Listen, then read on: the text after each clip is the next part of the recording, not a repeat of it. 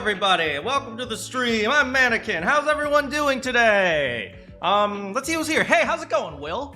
Will says hi. Hello. The one and only me says, I'm not gonna lie, I accidentally clicked on this notification, but now I'm here for it. Well, welcome! Well, welcome to the stream. I'm assuming you know about the game 9 hours, 9 doors, 9 persons, 9 people, 9 feet, 9, backpacks? Yeah, it's a long title and I never remember the name of it, but I assume that you know it if you clicked on this video. So welcome! Hello, Randy! Randy says, whoop! Today, we are playing a game called Where's Junpei's Brain, also known as 999. For those of you who've been with me before, you know that Junpei is an idiot, and I absolutely love how stupid he is. So, mwah! You know what? Let's just get started. All right, here we go. Oh, my Steam isn't loading. Come on, Steam! Okay, we'll go back to the music for like 20 seconds. Just so you guys have something to listen to while I figure the heck out how to get this game running. There we go, it's launching.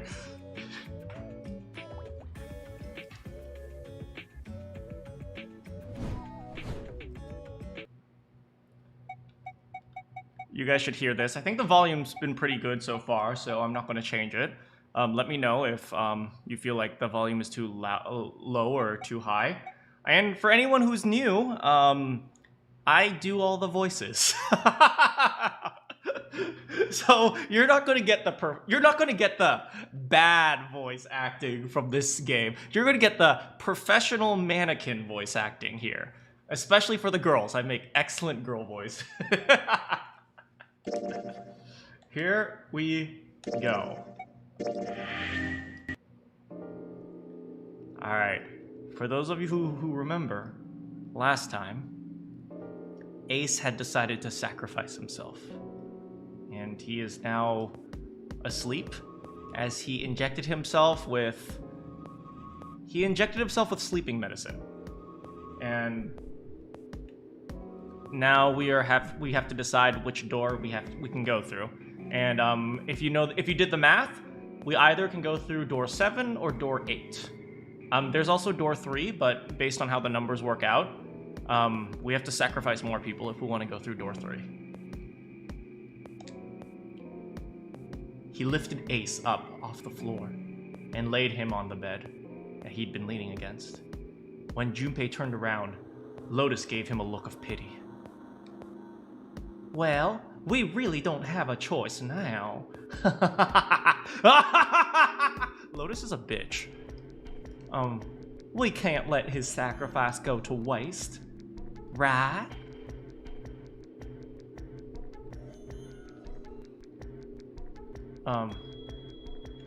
Like you even mean that. You say something? No, nothing. It felt wrong, but he had to agree. Hey, welcome, Kilma. What's with donations? What do you mean, what's with donations? Then suddenly, Santa spoke. Yeah, but we're not done choosing yet, are we? Huh? What do y'all mean? Well, we haven't decided who's going through what door. Ah, yeah, that's true. Enough of the screwing around, you know. Let's decide. You first, Lotus. Which door do you want? I want door number 8. It's the same number as my bracelet number. Got it. You're 8. You're next 7. Which one do you want? Yeah, I'll take a 7. I can't get along with that old hag.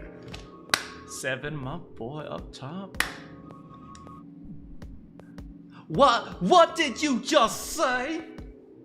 Her face distorted by rage, Lotus took a step towards 7. He threw up his hands and made a face like a child caught with his hand in the cookie jar. Who, me? I didn't say nothing. You are gonna get it next time.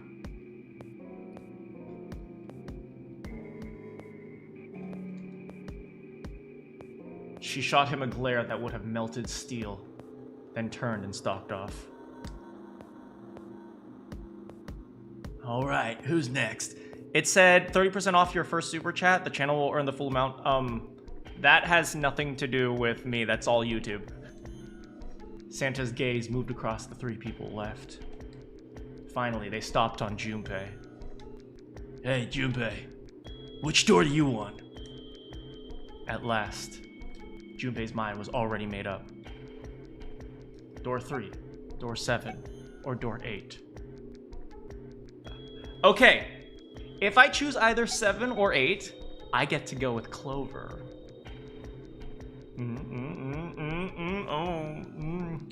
As you guys know, Clover is my favorite. Not frickin' Akane June, literally the little psychopath. But if we want to disturb the peace a little bit, maybe we can choose door 3. As you guys know, we can only go through door 7 or 8 with everyone, right? If everyone wants to go through a door, we have to go through either 7 or 8. But maybe we can try to push back with a 3. What do you guys think? What do you guys think? What should we do? Should we disturb the peace? Or should we be peaceful and go through 7 or 8? Go with Clover? Well, both 7 and 8 end up with Clover, so we don't have to worry about that. But I don't know what will happen if I choose door 3, so you know what? We'll play peaceful. I want to go with my boy Big 7.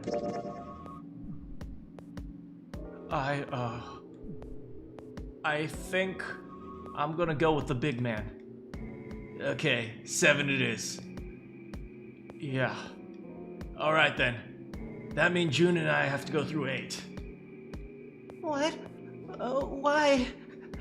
I want to murder people, and the first one is Junpei. What? Santa grimaced and muttered angrily to himself, but he finally began to explain. Okay, did you guys pass basic elementary school math? Come on. Digit sums, digital roots, this is like kindergarten stuff. If the 6 of us are going to keep going without leaving anybody behind, there's only 3 ways we can do it. Plan A. Have 358 go through door 7, and 467 go through door 8. Plan B. 457 go through 7, 368 go through 8. Plan C. 367 go through 7, 458 go through 8. Wow, he did the entire plan already. There are no other combinations. I am very smart. He's scribbling on a piece of paper. He's like, 3, 5, and 8. Yeah, 8. Yeah, 3, 5, and 8 go through doors. In other words, 3 and 4 and 7 and 8 can never go through the same door. You get it now.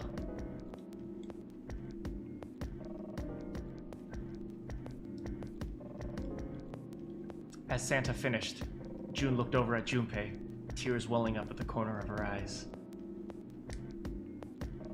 Oh no. You're saying we're not gonna see each other again for a long time. But I love her. We dreamed about being in a bed together. We were in the refrigerator together. What am I gonna do? Junpei felt just as June did. He wanted to be at her side through whatever trials they were preparing to fit.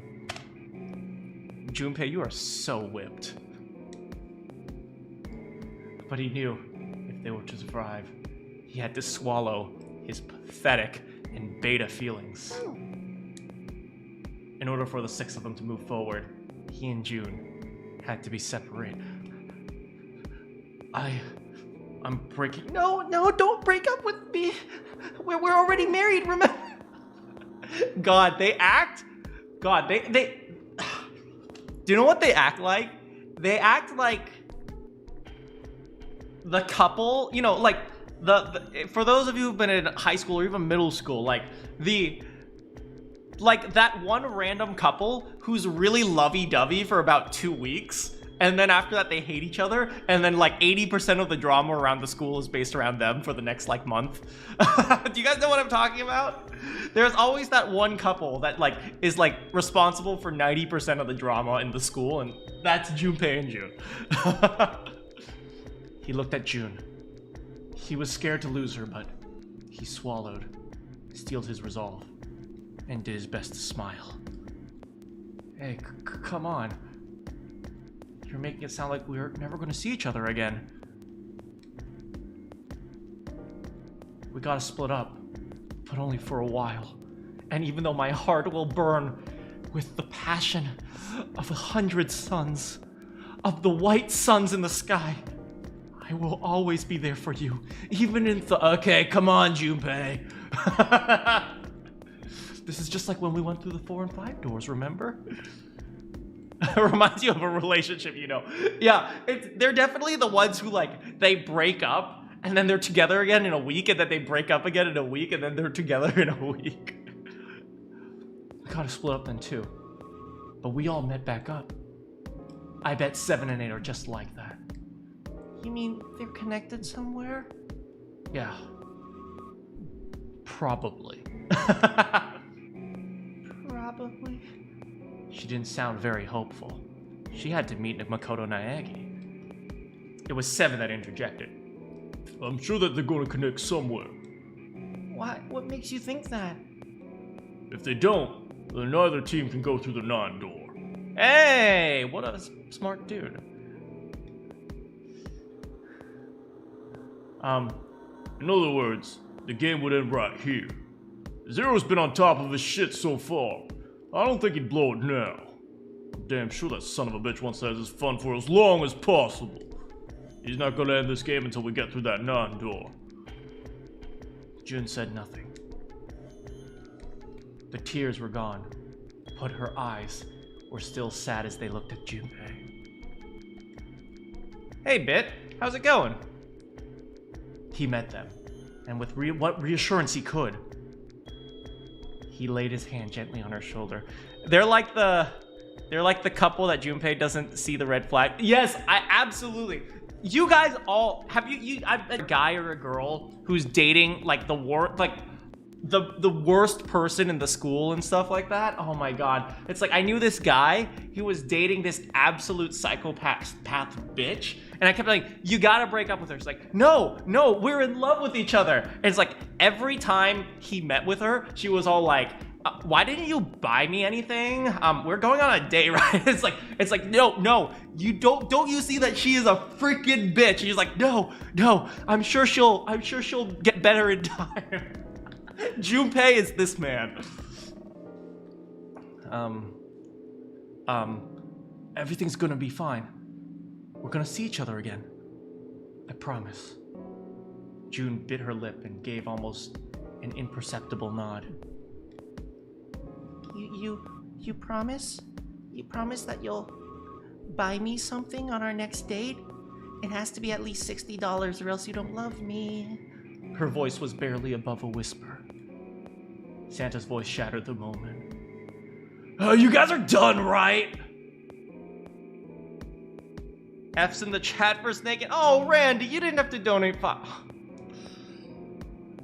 Randy, you didn't have to donate. Oh my goodness. Thank you so much.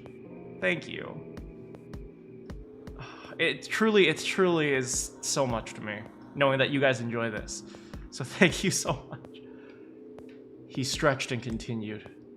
Anyway, that's pretty much it. Clover and I will go in separate groups. I figure I'll take 8 and Clover can take 7. Any problems with that? Clover looked away and was silent for a moment. Whatever. Do you have any quests for me? Oh, thanks, Randy. Whatever. It was more of a dismissal than an agreement, but Santa didn't seem to care. All right, we're ready to go then. Let's move. At Santa's command, the group split and headed for their respective doors. Clover, 7, Junpei walked towards door 7. Santa, Lotus, and June headed for door 8. For a long moment, they stood in front of the door. 7 took a deep breath. You guys ready? Yeah. Okay. Okay, let's go. I forgot how tiny Clover's hands were. Baby hands. Junpei. Hey guys, it's open! A narrow hallway stretched out before them. 7 and Clover did a frog squat, and then jumped through the door. Yeah, let's do this! Hurry! The moment they did, their bracelets beeped. Detonators in the bracelets had activated. Junpei stepped forward to follow them. But as he was about to step over the threshold, he stopped. He looked to his right, toward door 8. June stood there, a mirror image of Junpei. She turned and looked towards him. And now I am reminded that we are on the Titanic. You're here, there's nothing to fear, and I know that my heart will go.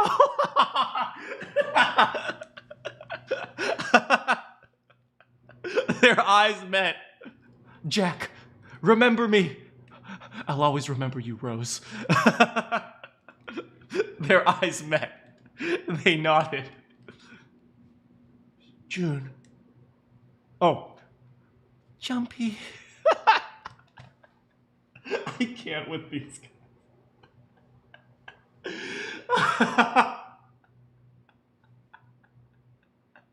I can't. They're such stupid idiots. Their farewell almost took 1.5 seconds. Hey, what the hell are you doing, Junpei? And someone took hold of Junpei's arms, hauled his body through the door. He heard the sound of the numbered door slam shut behind him. His bracelet gave a cold, electronic beep. Only 81 seconds left. No time to waste, guys. Let's get moving. Santa led the way down the hall. Junpei and Clover followed him as fast as they could. After what seemed like far more than 81 seconds, they reached the end of the hall. It was probably like 10 meters. It's not that far. Look! On the door on the left, I can see the dead! That's what we're gonna be. There was no time to rest or catch their breath. All 3 of them slammed their hands in quick succession on the scanner panel on the dead.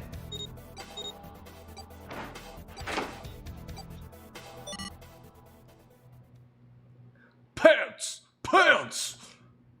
Pants! Pants. Still trying to catch his breath, Santa leaned heavily against the wall. It stopped. It stopped.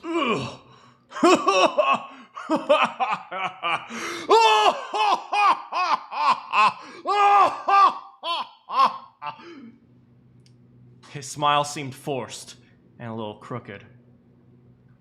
Oh, this is the second time we've gone through one of these numbered doors, but you never really get used to it. You know, I'm kind of like 7, to be honest. Sometimes when there's a dangerous situation, I'll just start laughing. Just because, well, sometimes that's how you deal with problems. He stood up straight, no longer out of breath, wiped some of the sweat from his head and neck. Clover smirked at him. I would have thought of a guy your size would have bigger balls than that. Oh my god, my jacket balls are way bigger than yours. What? What the hell you say? Say it again, I dare you! You have no balls. My balls are way bigger than yours. You wanna die? I'd like to see you try when you have no balls. You fucking brat. Alright, let's go! Hey, calm down. This isn't the time for, this. I'm sure Clover's balls are bigger. But 7, there's no need to feel insecure. It's not the size that matters. Hey, you shut. It's not gonna do us any good.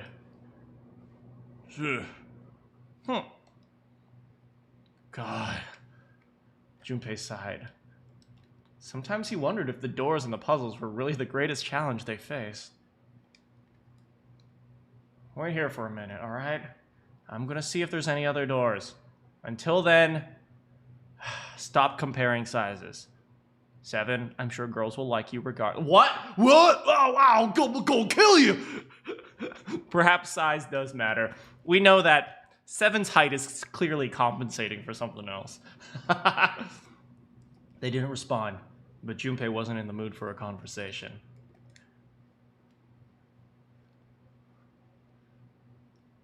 We just came through this door, and of course, it's shut tight. Perhaps size does matter. I mean, maybe. There's a short hallway on the left here, and an iron wall. I doubt we can go through it. At last... Did he just try to walk through an iron wall? There's an iron wall here. I don't think we're going through here. At last he gave up and returned to 7, who was tapping lightly on a wooden door. Hey, guys, you think instead of going through the wall, we should go through the door? I guess that's a good idea. Hey, something's written on the door, on that iron plate. It says, operating room.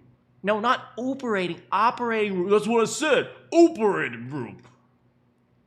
If this thing's telling the truth, there could be body parts inside here.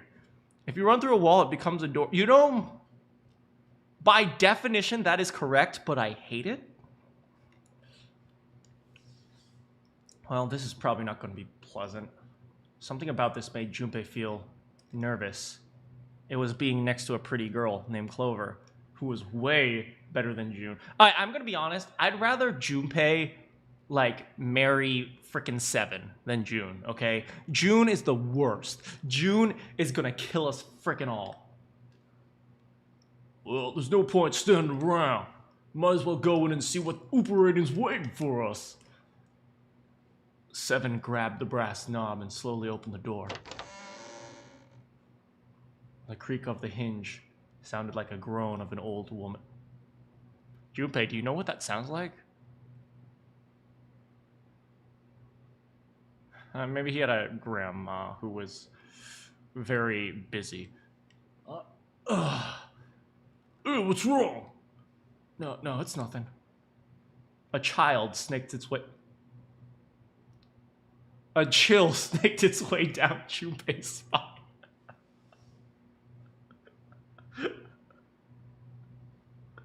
A child snaked its way down Junpei's spine. Yeah, let's just go. Quickly, he grabbed the child and went into the room. 7 followed, with Clover right behind him. Huh? Part of the room just past the door was obscured by a screen. Yep, this is like an old school hospital, maybe? The hell is this? Why don't we take a look? Hey, Clover! Clover's curiosity got the better of her, and as she darted past Junpei to peer around the screen.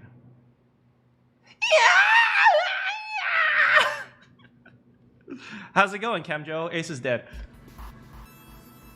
Her scream nearly blew Junpei's eardrums. I hope my scream was good enough for that. Why do I keep bringing up the prompt?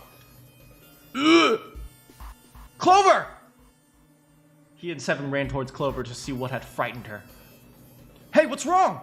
They rounded the screen, and the cause of her outburst was immediately clear.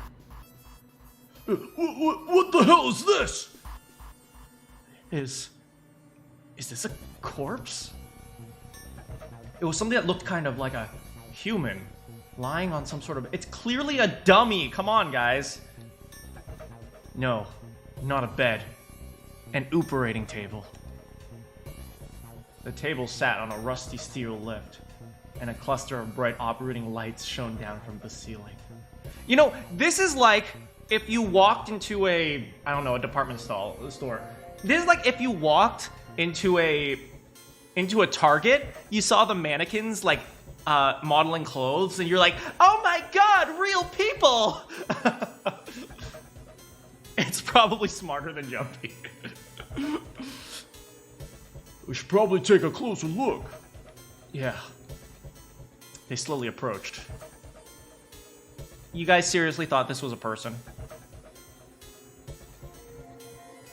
As they got closer to the body, it became clear that it wasn't a body at all. Oh my god! This is... What the hell? This is just a dummy. Yeah, I know you're a dummy, but what is this? I like to think that Clover is incredibly sassy. A dummy? Hey, look, it's Junpei, guys. Clover did not look terribly comforted. She was hot and bothered. Slowly, she approached the Oopering table and looked, as intently as possible, from as far away from as possible, at the thing. Oh. Junpei could see her relax. You're right. It's only a doll. Man, it really scared me. She heaved a great sigh of relief and wiped a few drops of sweat from her forehead. Seven smirked. Well, I guess it would have been weird if you actually... I guess it would be weird if you actually had any balls. Shut up! My balls are way bigger than yours, you fatty! Oh, what's this? You want a piece of me, short stuff? I don't need a piece of you, because your balls would be nothing. Okay, guys, not again. Seriously, not gonna. No, seriously, Junpei, let's compare sizes right now. I'll prove to you that my balls are way big. Clover! Clover, stop! Stop! No, Clover! Huh. Jeez. No, but what were you saying about comparing sizes? Maybe we can do that. Clover. What? What? Anyway. He looks like something the two of you... He looks like he's got something the two of you could stand to have a little more of. I'm talking about a heart. Huh? Oh, you mean this thing in his chest? Dang, Junpei. Yeah. Well, you know what? I guess he is kind of like Seven. He has a heart, but he doesn't have any balls. Oh my god, my balls are way more massive than yours. Why would there be a heart in a doll? I don't think it's a doll. You think maybe it's like a medical mannequin or something? Or maybe it's got more personal uses. Oh god!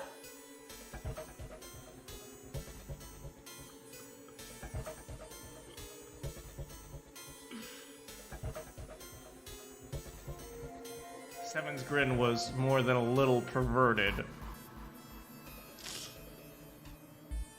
Clover glared at him. Well, the holes must be pretty small if you've got no balls. Oh my god, you got no balls. Okay, you shut up, okay? I was born with a genetic problem. Shut up! Shut up! It turns out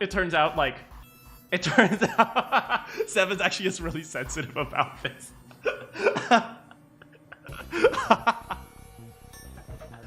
Oh, Seven, I'm sorry. I'm sorry we made fun of your balls. Anyway, how about we look around this place? Let's go. Okay. Sure thing. My balls are bigger.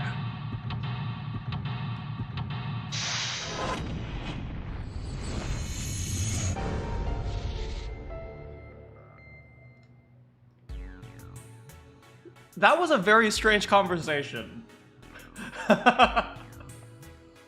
Well, let's get working. Find a way out. Alright, we got our boy, Mr. Hart. These dolls are really kind of creepy. It says something here.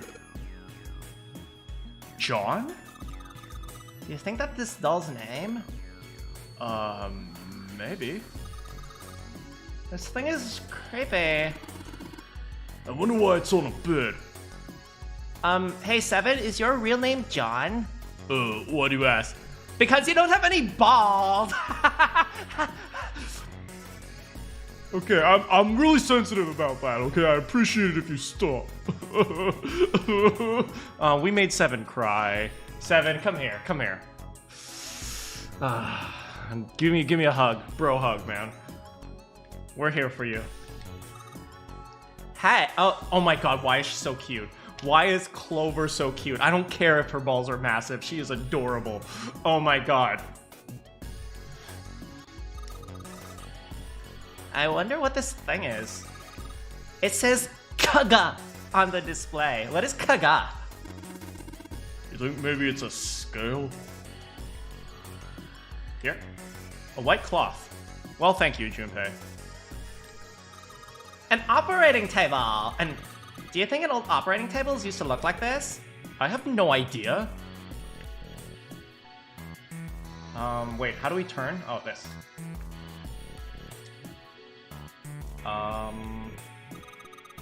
They use these for surgery, right? Let's see, syringes? Do you use syringes for a surgery? I don't know. I'm not questioning it. I just have no idea. Cups, a plate? They're sort of scissorish thingy. Don't tell me we have to click on these one by one. One of them looks kind of like a pair of scissors. Okay, we'll click on the scissors. Well, that was one way to tell me to click on the scissors. Are these, scissors? They look kind of funky. No, that's probably a pair of kosher forceps. Surgeons use them during operations. They can hold blood vessels shut and keep tissues out of the way, and we can use it to pull stuff out of small holes or something like that. Oh, small holes? You mean like what you're used to? Because you have no balls? Okay, Clover, you gotta stop. Oh my god. Another Manakyn. Yeah, from the looks of this one, because she's a chick. She has a name too. Lucy. Yeah, poor thing. Looks like Miss Lucy only had a head and an arm. Maybe we're supposed to gather all her parts. Okay, I guess we're rebuilding the mannequin. There's some kind of device attached to the bed. It says Kaga on the panel. Is this a scale? What's this thing? It's got short iron legs. Maybe it's a heater. There's nothing inside it. Maybe the pipes? There's a pipe going outside. Wait, that's it? Hey, I know! Wait, what? Let's go through that pipe and escape. Are you nuts? What the hell's wrong with you? Junpei, are you flexible like an octopus or something? Oh, look at this. A fake chest. Oh, this is for the mannequin. Oh god, it's all dirty and gross. Spin, spin, spin, spin. Ew, that's gross. This is the chest. It's a woman's chest. The heart's gone, but it's still pretty hot. What? 7? 7? What? If that's the kind of thing that turns you on, 7, you're a real creepo. Okay, 7's still my bro, but he's weird. It is the mannequin. They are me. He's a little bit on the perverted side. Okay, what types of people are perverted? Well, there's perverts. I don't know. I'm trying to figure out what 7 would be. That would be a pervert, but no, he's just a pervert.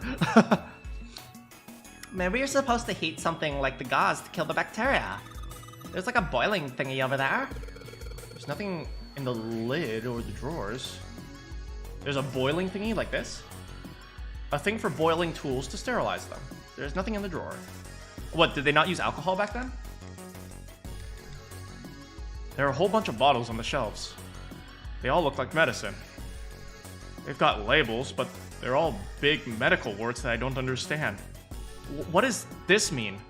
Pain. And this one? Cough.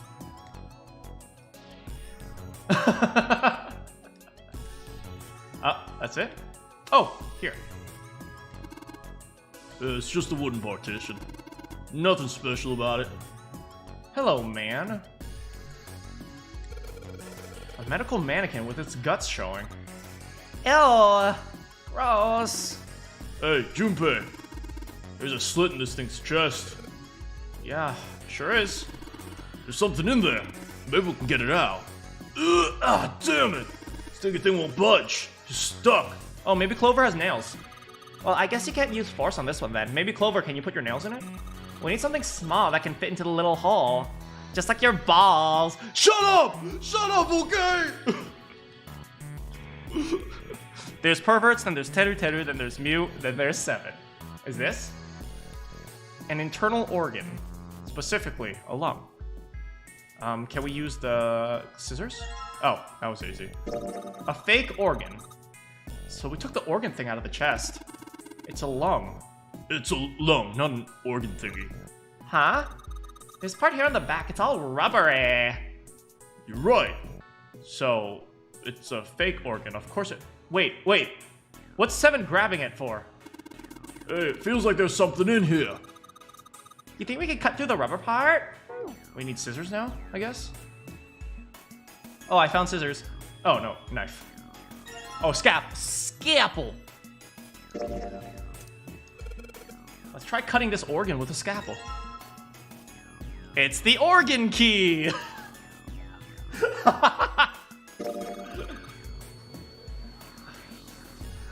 There's a key in this organ! Found a key in... Found a key in an internal organ. Is that it? Is this all we need? None of this other stuff looks useful.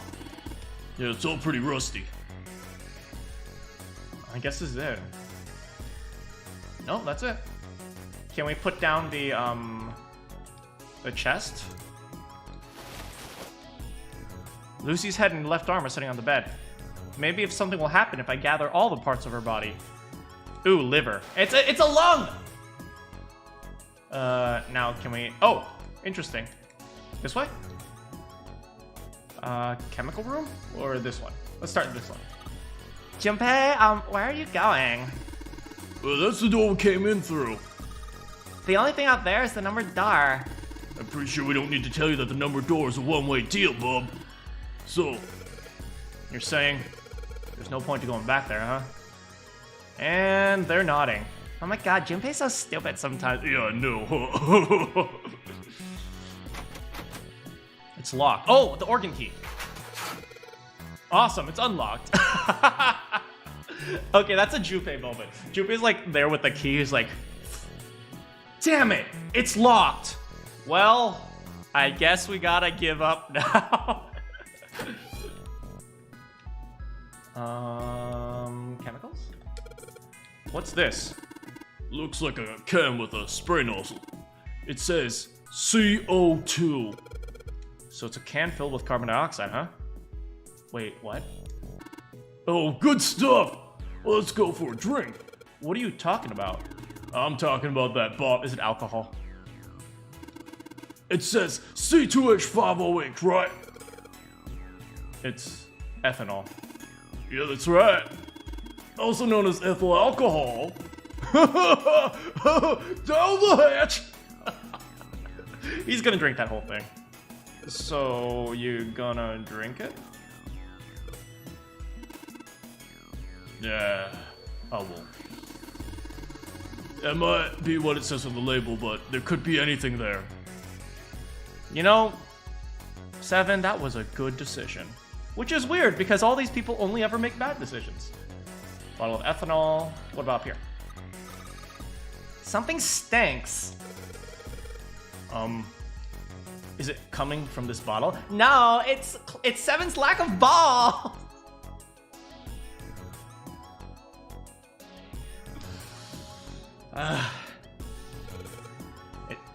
It says NH3. Well, of course that stinks. It's ammonia. Junpei, do you think there are any slugs on this ship? Huh? Well, if there are, I was thinking we could put salt on them. What the heck? Clover, are you a little animal killer? I mean, for those of you who have ever actually put salt on slugs, it's really fun to do as like a little kid, but actually if you think about it, it's actually really torturous for the slugs.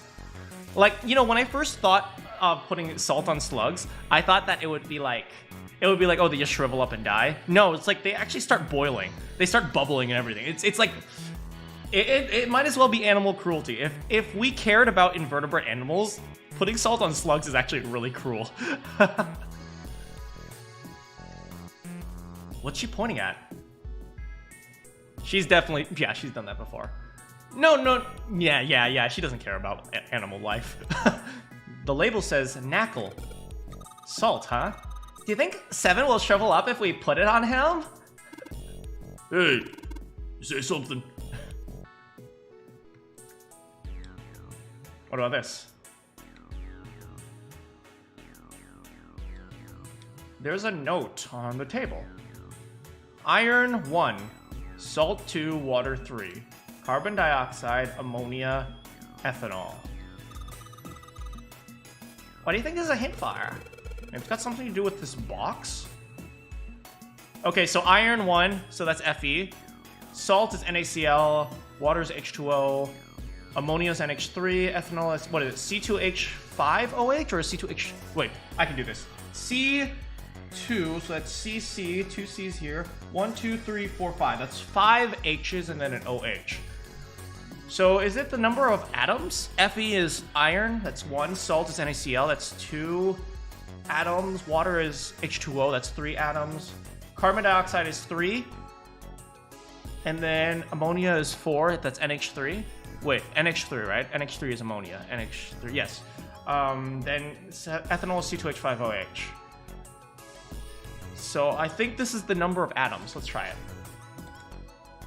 The box is locked. So it looks like you have to enter a passcode on the keypad. I can only enter 3 digits.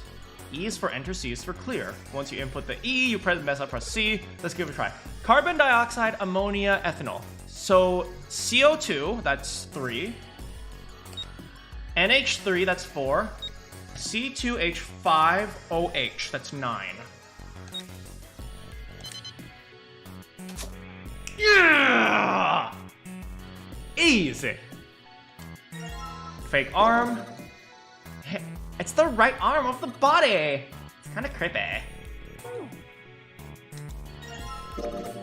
It's a heart. This thing is super creepy. I don't know what a heart is. I don't have one. This ain't good for the heart. Boom! 7, don't you start too. Is that it for this area? There is a bottle of iron powder on the shelf. It says Fe on the bottle. There's a bottle of water on the shelf. It says H2O. Oh, I see. I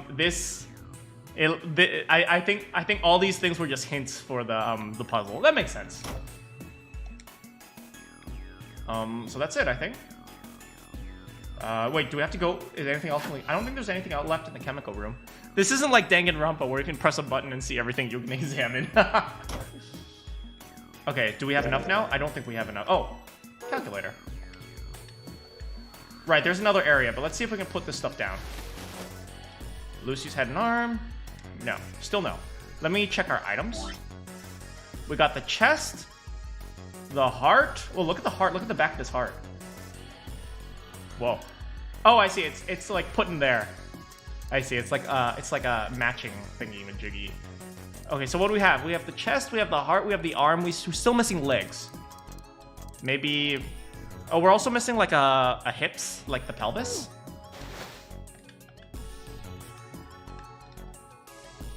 Does that say preparation room? Hey, how's it going, entertaining? No worries, I'm glad you're here. It's the preparation room. Oh, Japan.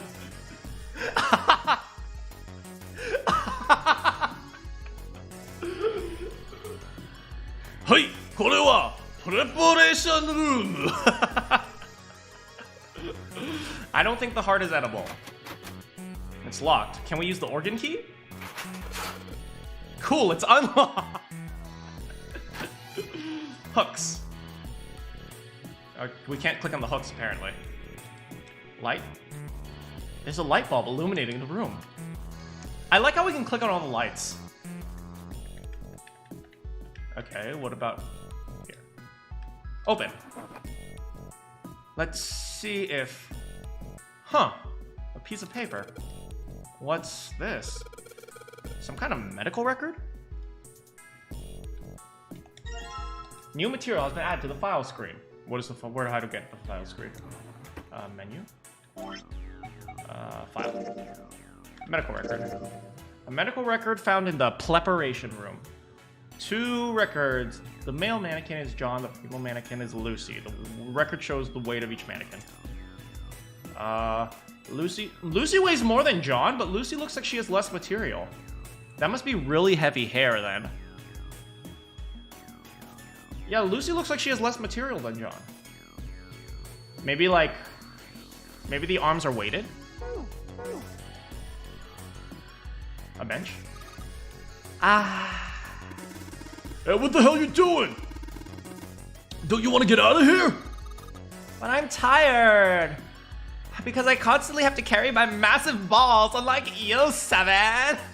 The little girl is bullying me, Junpei. It's locked. It won't even budge. Do you think this is the exit? Oh, hey, look at this. You guys see the little symbol? We better ask June about it because apparently June knows everything about astrological symbols. There's a symbol engraved over the keyhole. Hey, this is a Jupiter symbol. Oh, wait, how does she... No, Clover. Don't tell me you like astrology too. Oh, no. No, Clover, you were my perfect girl. The door at the end of the hall, that one had a Jupiter symbol too. You think maybe this door and that door use the same key? Maybe? Oh, wait, go back. Hey, what's this? A light switch? It doesn't seem to be working. Well, okay. 7, you were supposed to be the Giga Chad. Hey, even Giga Chads have emotions. Come on. There are 4 different lights. White, red, blue, purple. Does this thing react to something and then the lights show up? I found a beaker! Is that it? Nope, I have the light here. Ooh! Hey, the white one's on. The white light on top is glowing. Yeah, but the red, blue, and purple ones still aren't lit. Okay, I'll turn it off. Oh, hey, red, blue, purple. It's probably something to do with that, huh? Sink. The doctors and nurses probably washed their hands here before an operation. Nothing suspicious. Huh. It won't open. It looks like it's locked. There's a red plate on it. Don't you think that means something? Damn, it's not opening. Locked, of course. It's wood. 7 can probably just punch right through it. The blue plate is a little suspicious. And let me guess, this one's not. This one's locked as well. Damn, it's not opening. Won't even budge. Got this purple plate. Okay, so obviously we have to light these lights here. And then those will unlock there. But the question is, how do we do that? A sink. Maybe we need to do something with this, the beaker? Can we find anything that's red? Cabinet with a drawer in it. Can we find anything red? I don't think it's here. Let's go back. Okay, we're back at the preparation. Oh, maybe in the chemicals here? The drawer's empty. Yeah, nothing there. No, we still don't have enough. Looks like a heater. Nothing in it. Chemical room, maybe?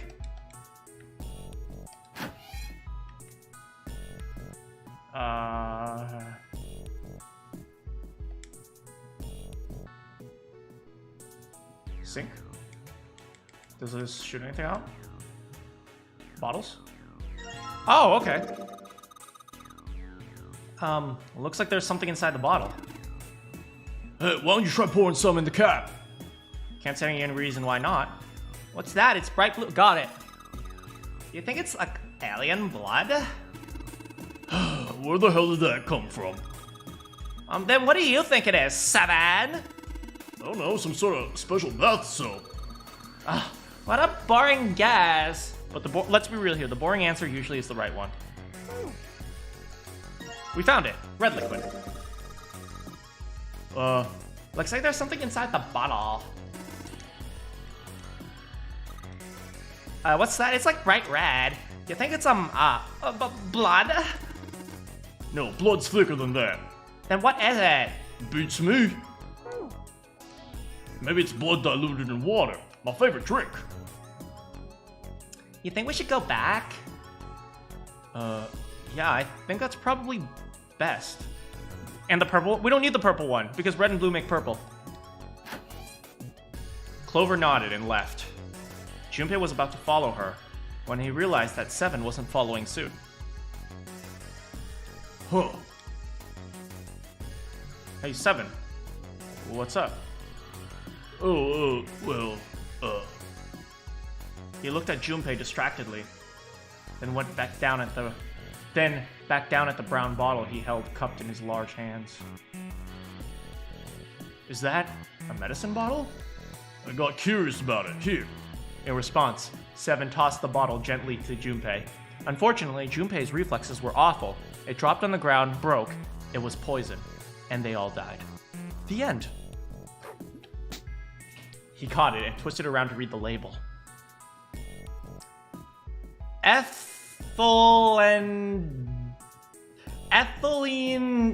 diamine. Ethylene diamine tartrate. Is that a thing? Tartrate? I know titrate, but tartrate? Is there a tartrate? I don't know enough about my medical stuff. Yeah, that's right. It's EDT. I mean, it sounds like a thing. What kind of medicine is that? It's not medicine. It's a industrial strength detergent. How would they have something like that here? Well, probably to clean stuff. Clean what up? This is an operating room, Junpei! Oh my god, is it that difficult to understand?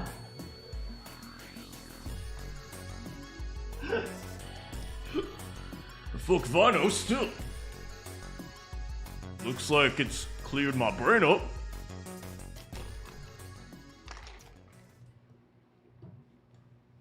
Tartrate is a thing? Thank you, Randy. If I need any medical advice, I'll always come to you. Junpei looked up from the bottle. You remember something? Yeah. Seven nodded slowly and spoke. Well, I remember a story about EDT. It happened about 50 years ago. There was this factory somewhere in America where big old EDT crystals.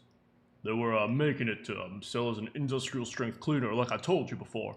You looked it up? Well, too bad. I'm coming to you for medical advice, and if you're wrong, I'm going to sue you for medical malpractice. But, a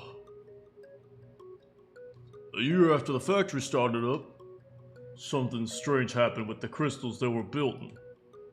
Water molecules started attaching themselves to the EDT crystals. It made them sort of a mutation of the original crystals they called hydrate. With an additional... Oh, I see.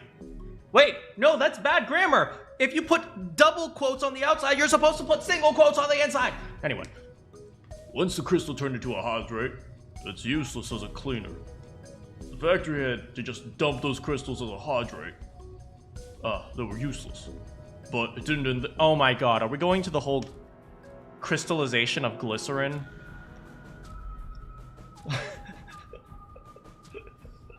I'm telling you, the author is a cultist. But it didn't end there. After that day, the same thing started happening at EDT factories everywhere, even the ones nowhere near the American factory. They said they're making crystals the same way, with the same material and the same equipment and environment. But now all of a sudden every single crystal they formed turned into a hydrate. In fact, ever since that day, no factory everywhere has been able to make a pure EDT crystal. Wait, so let me get this straight. No one is capable of making an EDT crystal. However, there is EDT in our hands right now.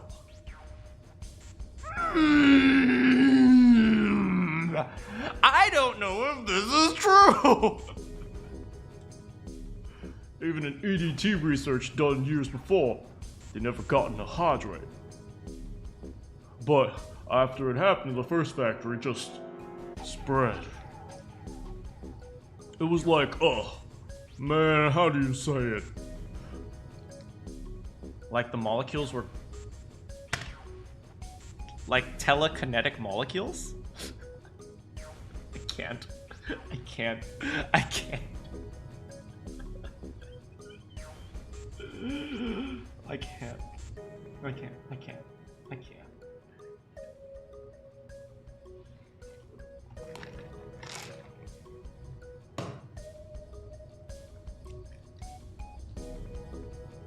Transmitting information in a way humans couldn't perceive? This phenomenon spread throughout the world, right? Junpei looked up at Seven with half a smirk. Seven stared at him, dumbfounded. What are you, stupid? What do you mean? What? Molecules can't talk. What? They don't even have mouths.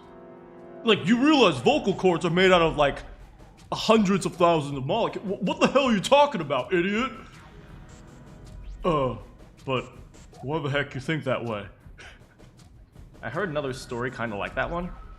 When? In the freezer? What, the freezer? Yeah, June told me. He told Junpei the story he heard from June in the freezer in the kitchen as they were slowly dying.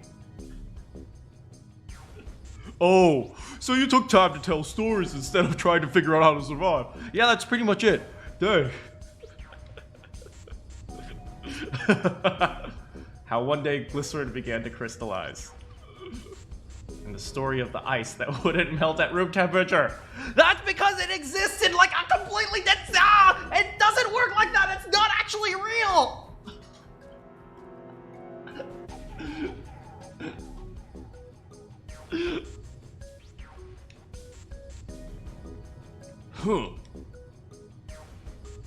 If this is the plot point for the whole game, I will... If telekinetic powers ends up being a plot point for the game, I will play Minecraft. Okay? That is how much I will hate myself. Absent-mindedly. Seven rubbed the scar on his chin. Ice that doesn't melt at room temperature, huh? That sound familiar? Yeah, hold up. I feel like I can remember something. It's right there. Seven squinted. Seven squatted and squinted. His eyes stared into space, as if he were trying desperately to focus on something far away. Do you know about Ice 9? Do you know about Ice 9? Ice 9. Ice 9. Ice 9. Well, I used to get ice cream. That was 90 cents. So yeah, Ice 9. We called it Ice 9. Goes off on a story about his childhood. Suddenly, Seven's eyes shot open. Oh, that's it, I remember now! That woman, she's on the boat. That woman? Alice! Who's Alice? Come on, the woman that won't melt at room temp. What?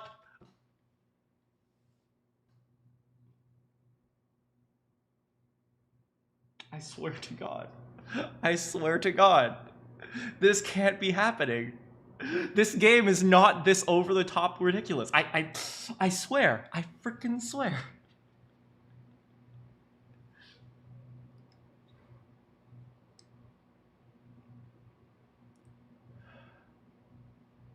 It became clear to Seven that Junpei had no idea what he was talking about. Yeah, I don't melt at room temperature either. He ran his hand across his face and took a deep breath. You know what happened to the Titanic, right? April 15th, 1912. Man, this was made by a company who also made Danganronpa. I know and I hate it. Yeah, more than 1,500 people died. Worst maritime accident. Is it the worst maritime accident in history? I guess that's why so many people know it. I would have imagined there might be one worse, but I could also see Titanic being one of the worst, if not for just the plain arrogance that came with the Titanic. What about it?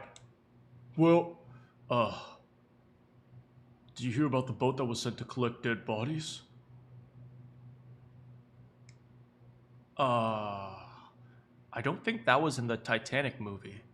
Oh, you saw the Titanic movie? Oh, I love that Celine Dion song. You're here. There's nothing to fear. And I know No, Seven, never sing again. It was a cruise liner, right? The RMS Carpathia? It was a cruise liner, just like the Titanic. No. That was the ship that picked up the survivors. The ship that collected the... He kind of went a little bit southern for a second. The ship that collected the dead bodies was the CS Mackay Bennett. The Mackay Bennett showed up on April 17th, 2 days after the accident. It was sent out from Halifax, a port in Canada, and recovered 306 dead bodies. The Atlantic, that far north, was really cold. It would have to be for there to be icebergs and stuff. Anyway, the bodies they pulled out of the water, most of them were frozen solid. I'm glad we are having this conversation. What happened next? Well, they say the Mackay Bennett recovered something more than just dead bodies. There were various bits of stuff floating around in the water. Things that the drowned had carried with them, or stuff that dislodged the ship shank. That's the ship as the ship shank. One of those things they found was a coffin. Coffin? Yeah, a wooden one. The craftsman who made it must have been pretty skilled. It wasn't just a wooden coffin. It was all wood. No nails, no reinforcements, no gaps in the wood anywhere. The thing was airtight. The crew got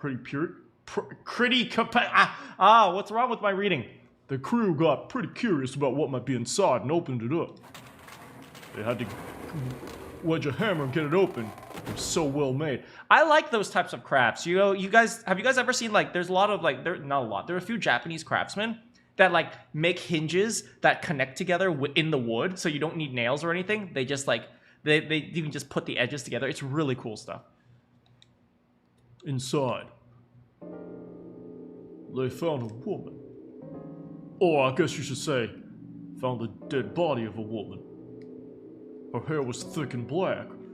Her skin rich brown with no blemishes or signs of decomposition. They said that she looked gorgeous, like a goddess. She was obviously dead, but everyone who looked at her said it looked like she was just sleeping. Is this the Egyptian mummy that what's-her-name was talking about? I swear to God. I swear to God. I swear to frick. I swear to frickin' frick. They are not pulling this stupid plot point. Her skin was so lifelike, she looked like she might wake up any minute. She didn't, though. Like the rest of the bodies they found, she was frozen solid. Eventually, the McKay Bennett finished searching and returned to Halifax. The 3-6 dead bodies taken ashore. However, it was warm enough that they began to thaw. They said that the stink was horrible, but there was one body that didn't thaw, and that was the girl in the coffin. That's right. Everybody thought for sure that she'd melt and start to rot like the rest of them eventually. But weeks passed and nothing happened. Then a month passed and another. It was summer. She was still frozen solid. After a while, people started to say she was some sort of miracle. Rumors about her started to spread. People came to visit Halifax from all over. After a while, people started to call her All Ice. Alice. This game does not center around This game better not center around a freaking pun!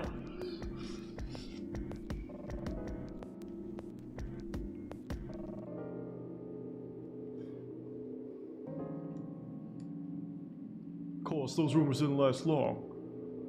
Why? Well, she up and disappeared. One day Alice was there, next day she wasn't. They said someone snuck into where they were keeping her and stole the body. With the body gone, the rumors followed pretty quick. And after a while, no one remembered. You might be able to find something about her if you could find a newspaper from back then, but that's it. Okay, just think about how unimportant this is, right?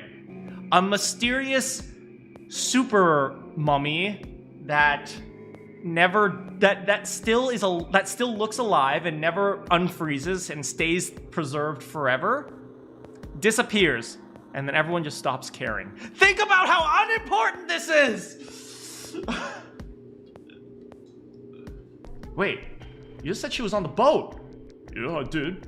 Alice has got to be somewhere on the ship. Why the hell would you say something like that? Because I know. And just what is it that you know? What happened to Alice after she was stolen? Junpei gulped. Alright. Tell me what happened to Alice. Seven nodded and slowly took on the look of a man recalling something long buried. Well, around that time, there was a special black market in New York. All millionaires from all over the world. They bought dead bodies. They were kind of sick and twisted. Not like me, I only use mannequins. What? What, Seven? Nothing. I heard that Alice went up for auction there. The person who won the auction was Lord Dashiell Gordain. You heard that name before, right?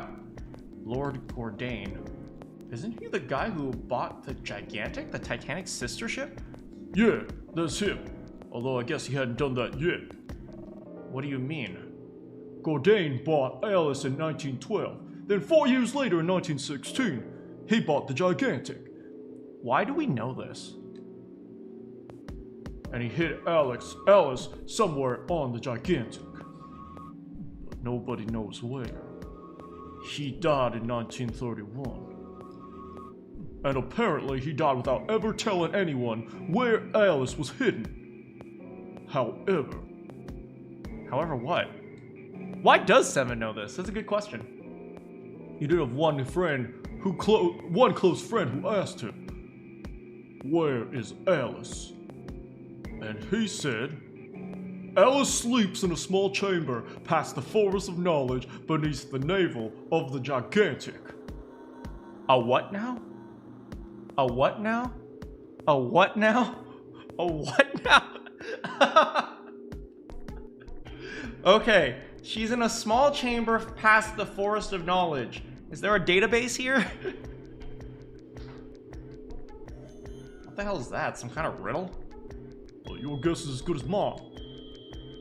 Santa. Seven threw his hands up in defeat. So that's it. Whatever you think, I believe it. She's hidden somewhere in the gigantic. In other words, she's hidden somewhere on this ship. Before Junpei could dispute Seven's rather bizarre claim.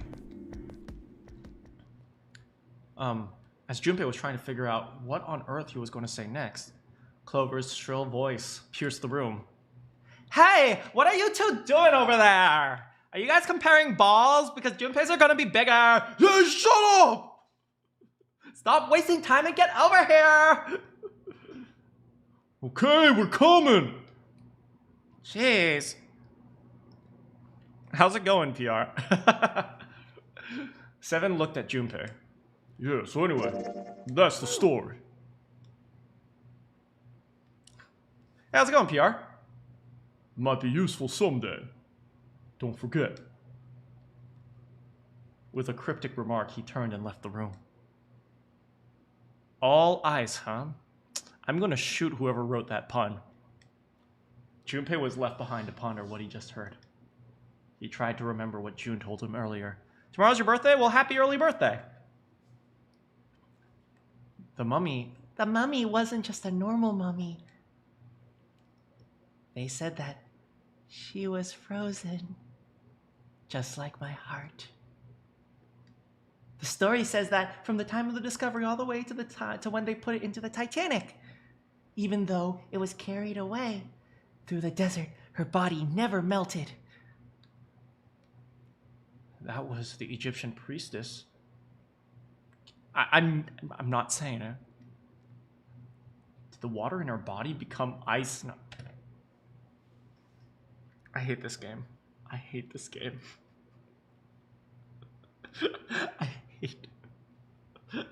I hate this game.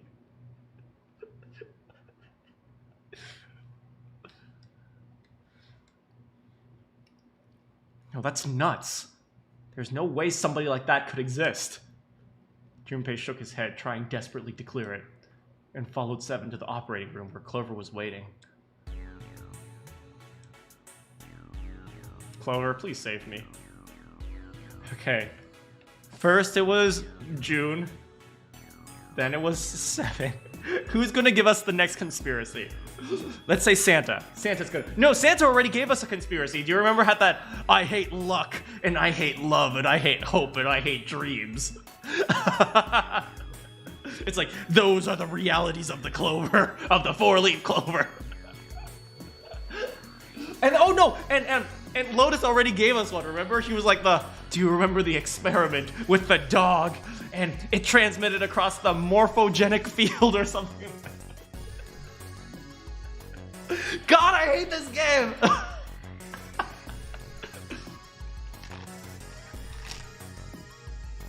Honestly, partially the reason why I hate this game is you guys know I'm really bad with horror. And the more cult stuff they throw in, the closer to horror it gets. And I'm like, I don't want to deal with that. Alright, let's do it. Let's start with red. Hey, it turned to red. Forget about that. Do you hear that just now? Okay, so I think that would have emptied it. A beaker with red liquid. It makes the light pass through with red. Can we turn it off and put it back? Can we... Oh, whoops. Can we put back the red into the bottle? We're gonna need that. This bottle had red liquid in it. Yeah, well, it's empty now. Can we put it back? Maybe maybe just put the blue liquid? No, but then it'll turn purple and then we can't get blue. How do I put it back? Red bottle empty, put it back. A beaker with red liquid. Maybe we have to open it first? Oh. It just poured back on its own.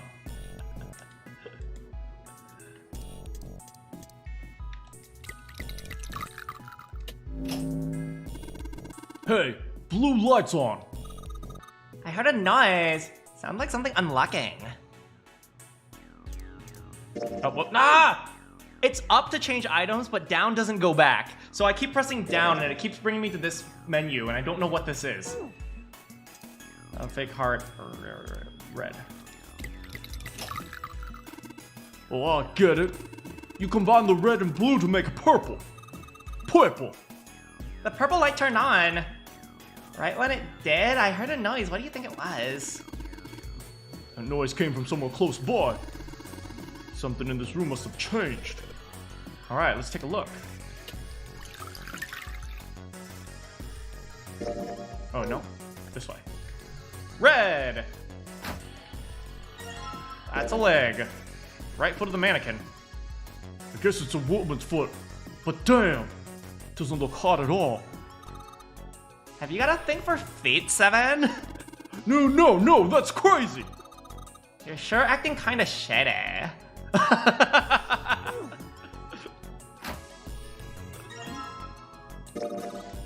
Is this the left foot of the mannequin? Do you think I'm better? What? Do you think my legs are skinny? Clover's, now's not the time for that. Now's not the time. And also, it is 2022. This game came out in what, 2009? Back then, I think Japanese girls had a thing for, you know, being skinny. But we're in America, and apparently this is the era of the thick girls. So, Clover, I think you asked the wrong question. And you come back to Manakyn staring at a leg, of course. And there's the pelvis. Fake stomach. Well, stomach, okay. This is a really big nose. It's not a nose, it's a stomach. Ah, a stomach. I think that's everything. How's it going, Ask? This one? This one? I think we better have freaking all of them now. Okay, so we've collected the 6 parts of the medical mannequin. So the ones we've got must be for Lucy, right?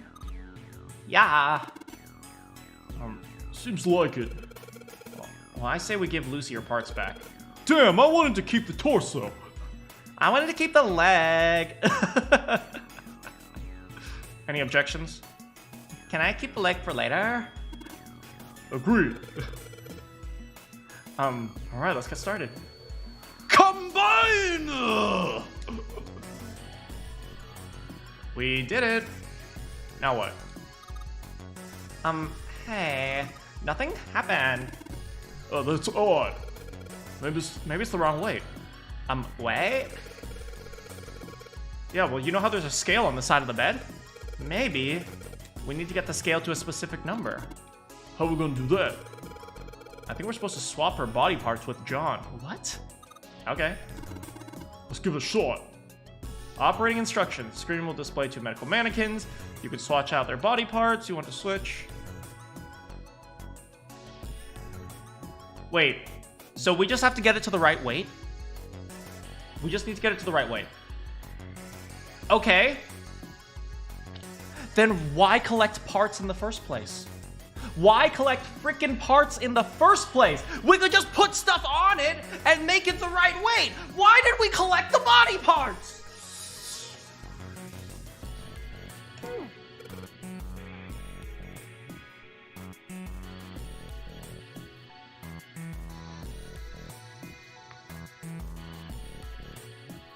It's okay. It's okay. They're stupid. They're stupid. They're dumb. They're dumb. It's okay. It's okay. I think if we knew the weight of each part, we could figure it out. Okay, I know we have something in the menu. What are we going for? Medical record. Lucy is 53.2. And John is 51.3. 53.2, 51.3. Oh god, this is complicated. 0.6, 0.5, 0.2. Whatever, I'm just gonna do guess and check until I get it. We want 51.3, I think? Swap. We need to get him lower, arm. 51.3, 51.3, 51.3, 51.3. Oh, that was it?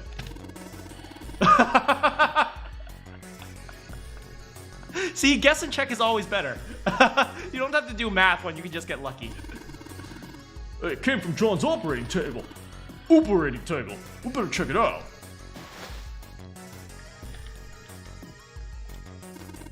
Junpei, look at the scale. Here? Huh?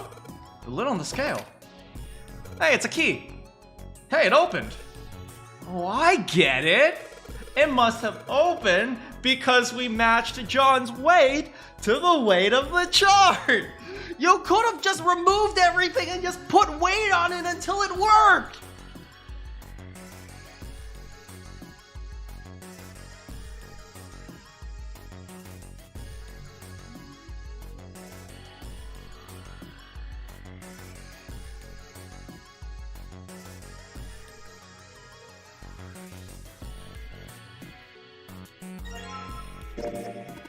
Hey, the symbol engraved in that key. Isn't that Jupiter? Then that means... Oh, was someone else saying that? I forgot. I didn't pay attention. All right, can we get out of here now?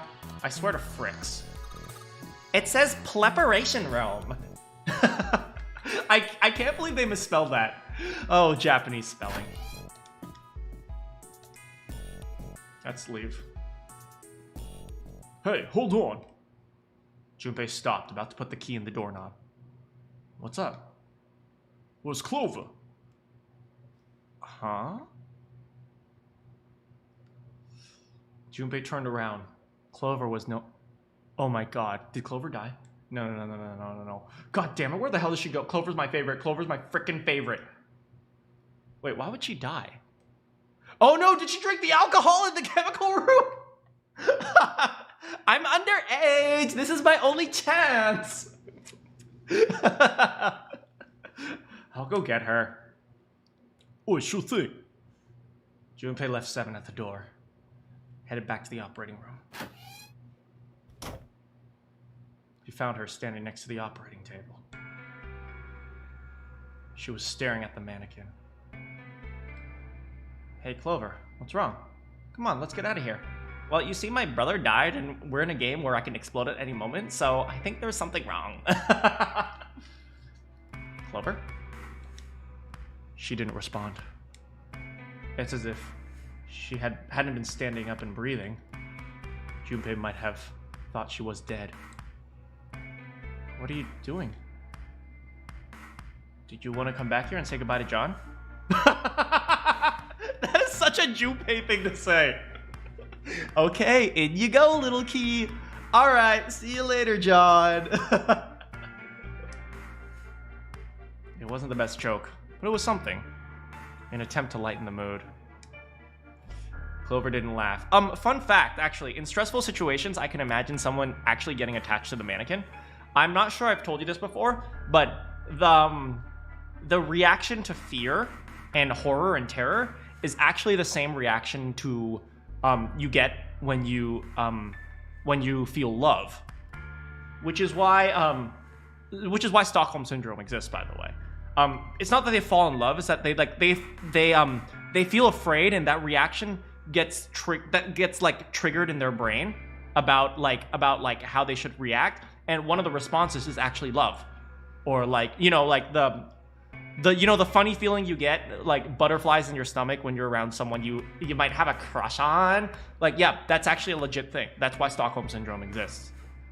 So I can imagine that somebody might feel attached to something like a mannequin, or maybe even they might find a teddy bear, and then they keep that with them. It's like, I'm not getting rid of this teddy bear, because that's kind of that's the feeling that they get when they're in a stressful situation.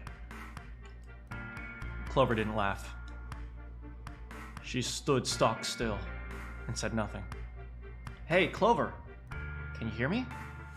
Perhaps it was something he said, or perhaps it was something else. Suddenly, her mouth opened, and she whispered in a dry, dead voice. My brother might be dead.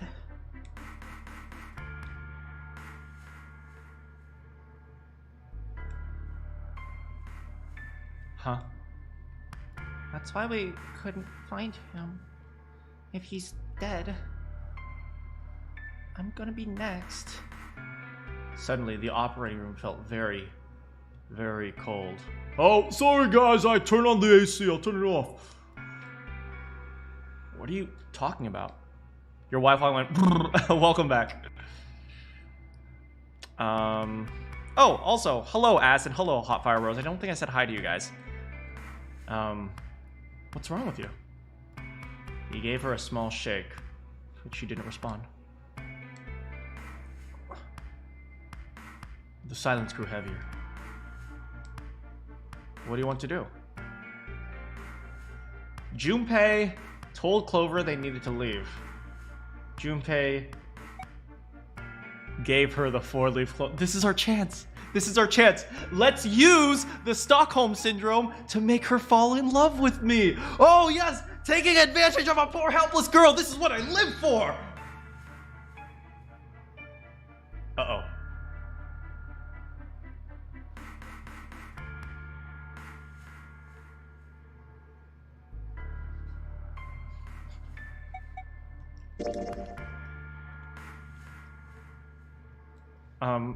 Oh, yeah.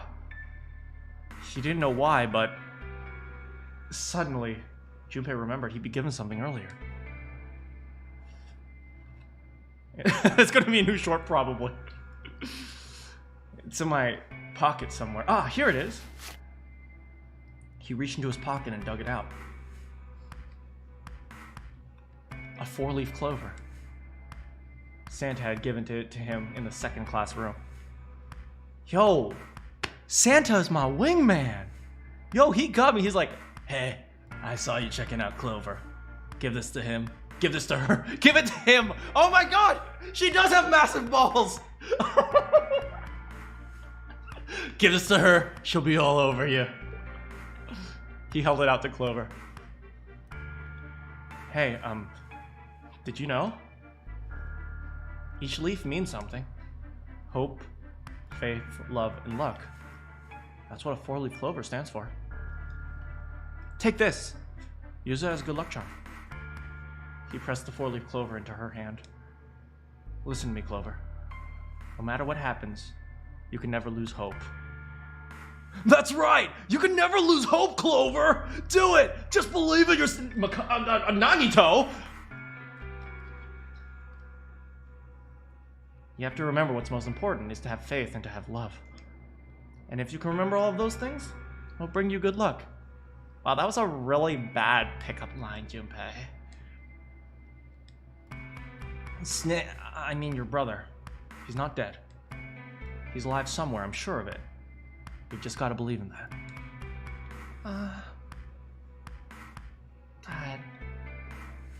I get hit on all the time, but now that I'm in a really stressful life or death situation, for some reason I'm feeling attracted to him. This definitely isn't Stockholm Syndrome or anything. Clover stared at the 4-leaf clover. Clover stared at the clover. Clover stared. You could see tears start to form in the corners of her eyes. Thank you. Her voice was tiny and broken. As she spoke, she started to cry. Trust nobody, not even nobody. She tried to hide her tears by looking at the floor, but it did little good. She wiped away her tears with the baggy arms of her jacket, but more quickly took their place. No matter how she tried, she couldn't stop crying. Her tears made small, wet circles on the floor. Thank you. She said it again. She looked up at Junpei and seemed to choke down the last of her grief. She did her best to smile. There we go. Come on, Clover. Junpei wiped an errant tear from her cheek. Ooh. He's touching her cheek and stroking it. Oh, using the tears as an excuse to go. It's okay, Clover. Damn, Junpei's good! Now, come on. Seven's waiting for us at the exit. But still, she didn't move. Wait, before we go, there's one thing I want to ask you. What's that? What do you think when you hear the word experiment? I think of... What do I think of? I think of my job, working 8 hours a day staring at computer code, pressing run, waiting for the program to run for 7 more hours, only for it to crash, and to feel frustrated the next morning. That's what I feel. For a moment, his mind froze. Then he came back to his senses and realized the word meant nothing to him, aside from the dictionary definition. What? Oh. Huh. I guess it was just a coincidence then. I meant that you knew about the 4-leaf clover? Look, I'm sorry, I don't want to be a jerk, but you're making less than no sense right now. So I'm making negative sense? I guess you could say that. Does that mean, like, you're getting dumber as you talk to me? Wait, that's not possible, though, because you're, like, the stupidest person here. So I guess you're making more than 0 sense? No, but more than 0 This game makes me want to just go off on really idiotic tangents and talk about nothing. Because that's what this entire game is!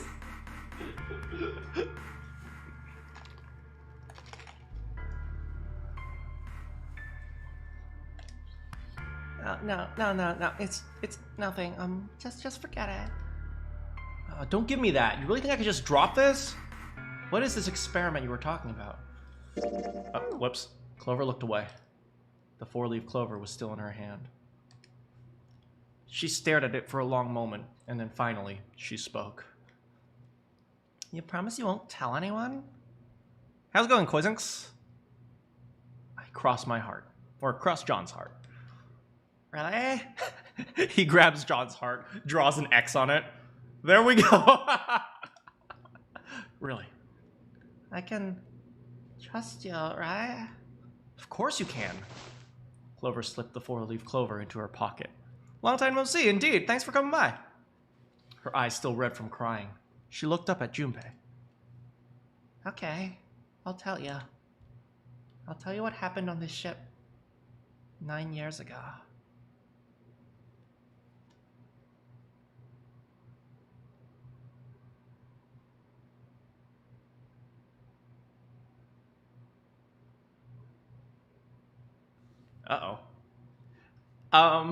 Just to make the mood a little bit lighter, I'm going to go off on a quick tangent. One of the reasons why I'm really, quotes, attracted to Clover is because of her jacket. It's like, that's not even a joke. Like, for some reason, I find girls with really large jackets attractive. And this is, this is actually a tangent I wanted to go off on for a while, but I never really had a chance to talk about it. There have been, I've seen like a few girls, especially like middle school and high school.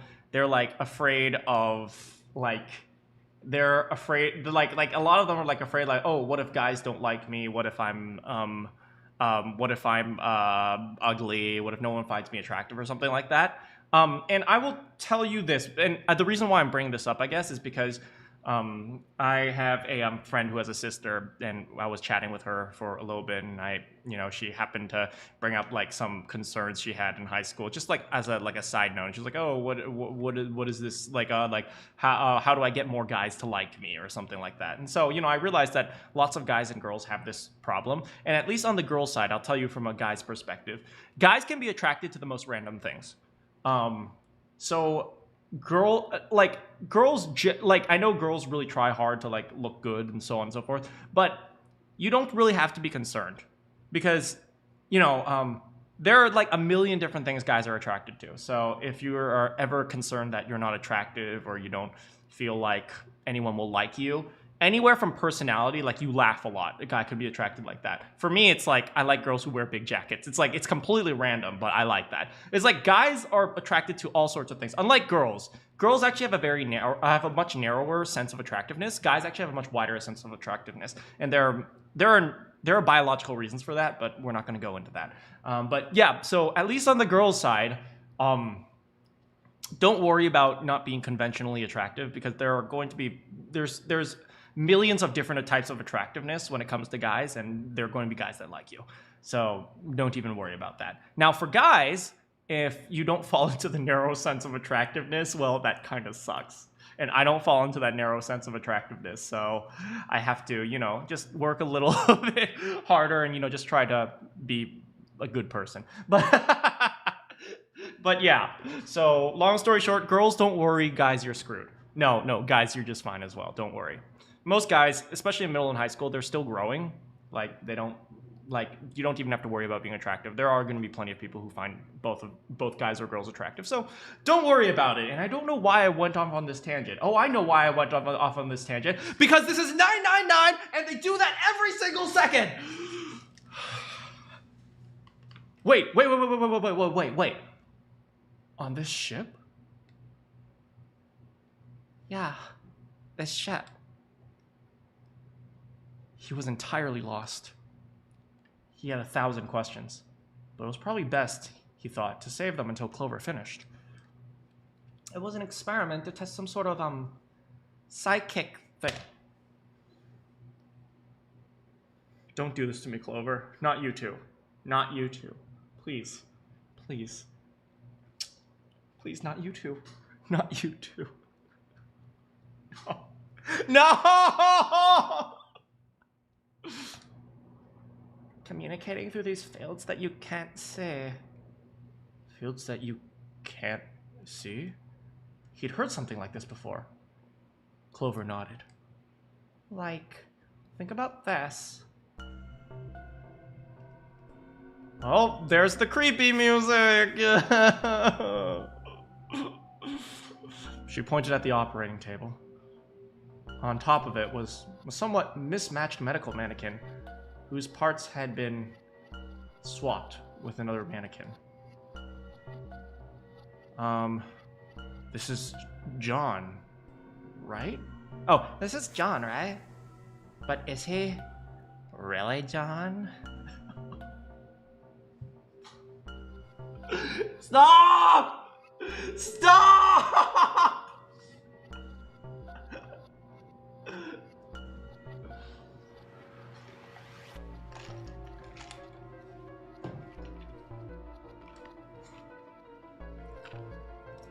Huh? All Junpei could think of was she had finally completely lost it.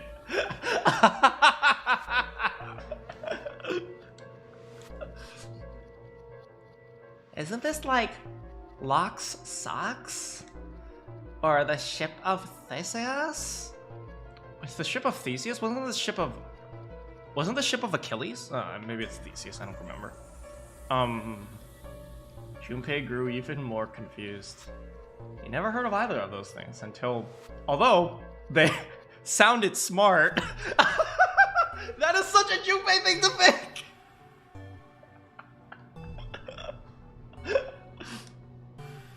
Oh, she's happy again. Oh, she looks cute again. Her jacket kind of large. I know, I really like her jacket. I like the pom-poms. The little pom-poms on her jacket. You know, you haven't heard of these paradoxes? No. Junpei shook his head. Really? Clover laughed. Oh, you're stupid. Okay, well, pay attention. This is how Locke's socks work. Let's say I've got a pair of socks. They're my favorite socks. One of them gets a hole in it. What would you do if that was your sock, Junpei? You'd throw it out and buy new socks? What? Throw it away! Oh, I'd pitch it, I guess.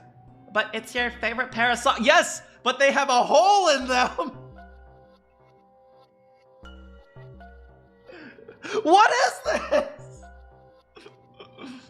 Come on, who loves their socks that much? Thank you, Junpei. Doesn't matter. You're just suppose you love them that much. Well, I guess I'd patch it up. But what if another hole opens? I'd add another patch, I guess. What if another hole opened after that? Another patch? You just throw it out! Just throw it Well, let's say you keep adding new patches until eventually the original cloth of the sock is totally gone. Once you get to that point, can you really say they're the same socks you started with? No, but it's the spirit of the socks that matters. Huh, well, that's, tough. And the answer is no, because you throw them out! Junpei crossed his arms. So that's the locked socks thing, huh? Yeah, the ship of Theseus is a lot like it. Yeah, I know this one. Like, if the ship gets broken and then you keep repairing it, is it the same ship? If you keep fixing damaged parts of a ship, eventually it ends up with none of the parts you started with. Can you really say that ship is the same one you started with? Well, this doesn't make sense. I don't know how to, steer a ship. Well, let's just say you did. Well, then there's no way I would crash it. No, but let's say you crashed it and it broke. But why would I be that dumb? Well, you are... And what if you took all the old parts from the first ship and built another one somewhere else? Which ship is the real ship of Theseus? The one you repaired or the one you built with all the original... Well, you wouldn't find the original parts because they're all damaged and destroyed. But let's say you did. No, but they would probably be underwater and then the chemical components would change. No, but let's suppose that you found them all and they were all good. Was an interesting question. Clover could see Junpei was intrigued.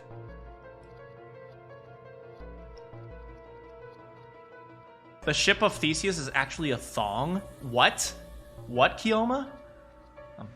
Hey, do you think it's the same? What's the same? Oh my god! Is Clover not really Clover?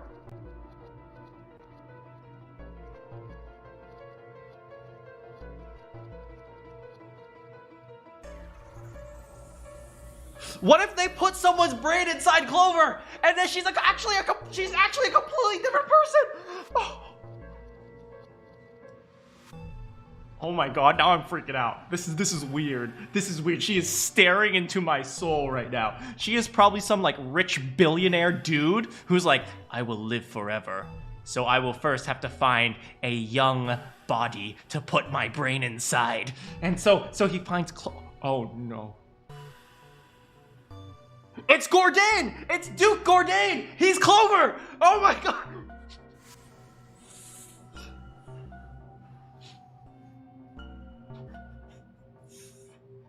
Oh no! Oh no! These guys... Is this John or is it Lucy now? Junpei looked at the operating table. Am I Clover or am I really Duke Gourdain? Oh god!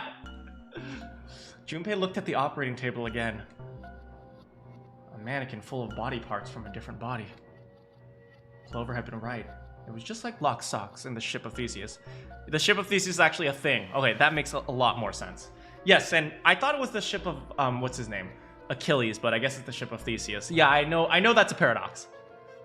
The part of the body that holds up a person's identity is the head. Of course, for many hundreds of years, the conventional wisdom had held that the man's identity resided in his heart or any number of eternal organs. Here, they had both. John's head and heart are both his, but apart from those and a single arm, the rest are Lucy's. Was that mannequin really John? I can't believe we're talking about this right now. We're just like these mannequins. What the frick? Oh, what the frick?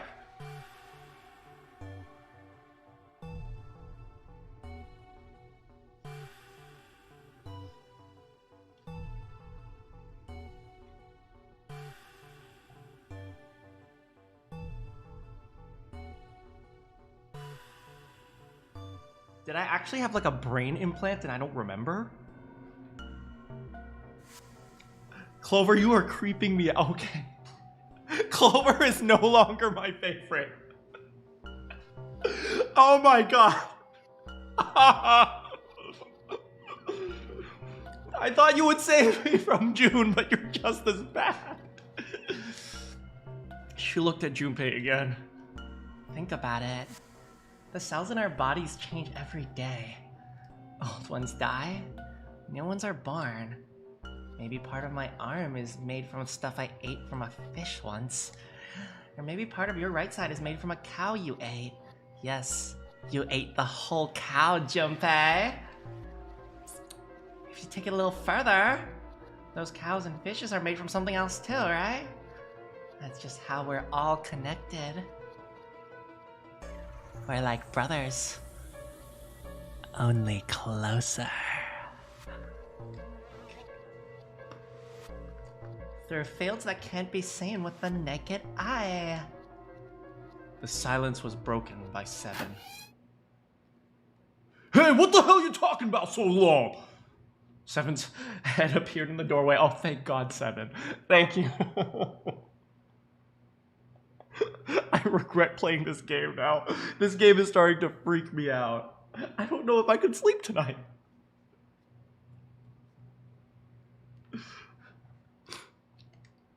He was not happy. How long you's gonna make me wait? We don't have time to school around.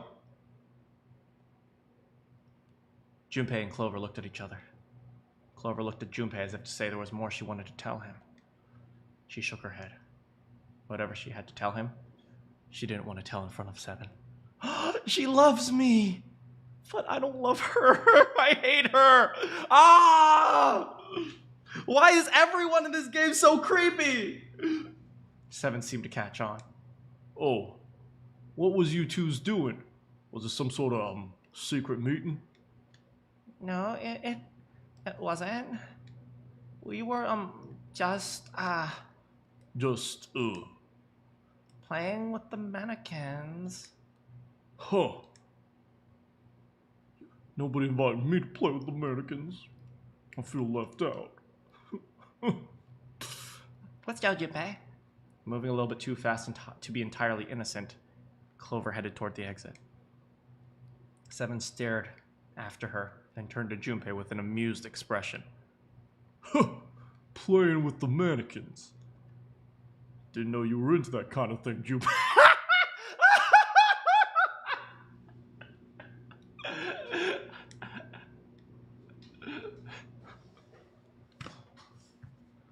You're a dick.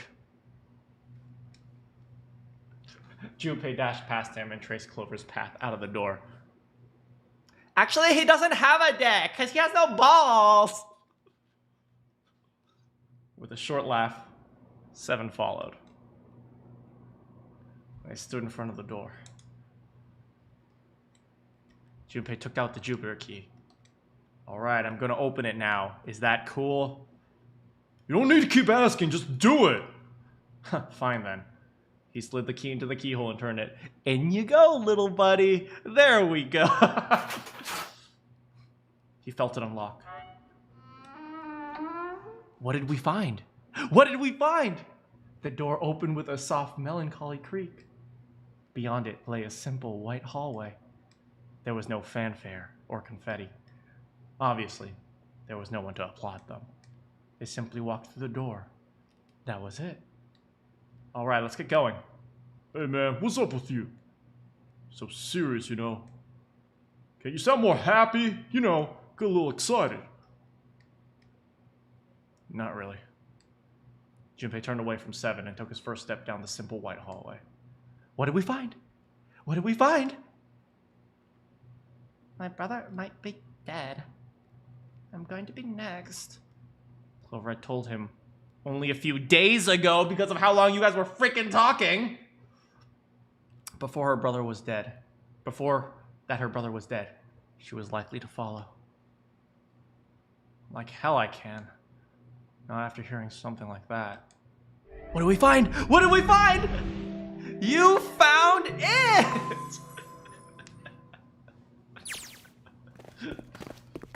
They left the operating room. The hallway took them around several corners, past several doors, but they were all locked. Here too, huh? Every door in this place is locked up tight! How about that one? The final door was hidden in a corner of the hall. Might as well give it a try. Junpei grabbed the handle. As he made to push it open, a voice stopped him. The voice came from behind him, and it belonged to neither Seven nor Clover. Ah, yes, very good to see you, Jubei. Jumpy, no!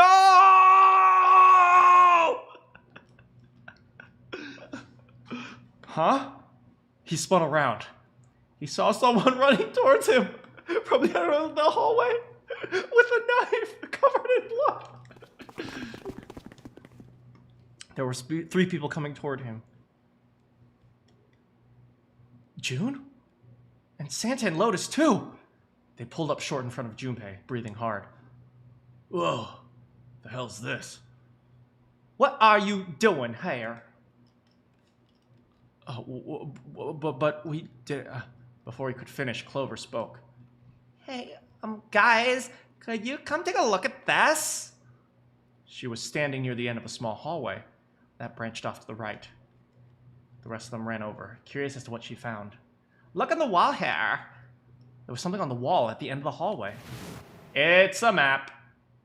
Okay, a map of the ship's interior. Okay, so... Alright, let me get the mouse.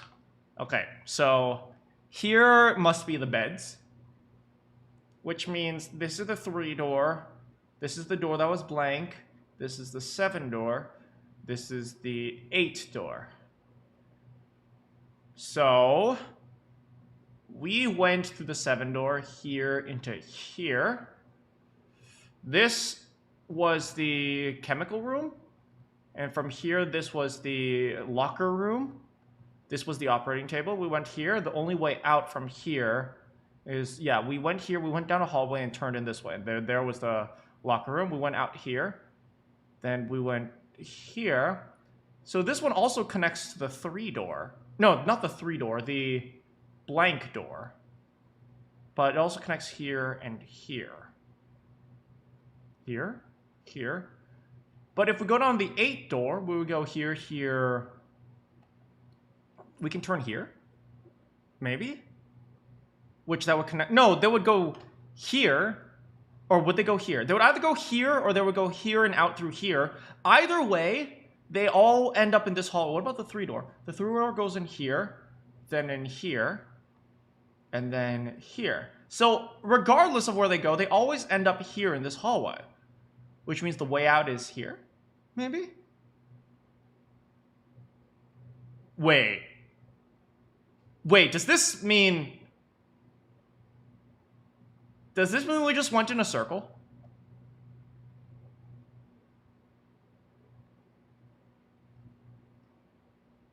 A map of the ship's interior.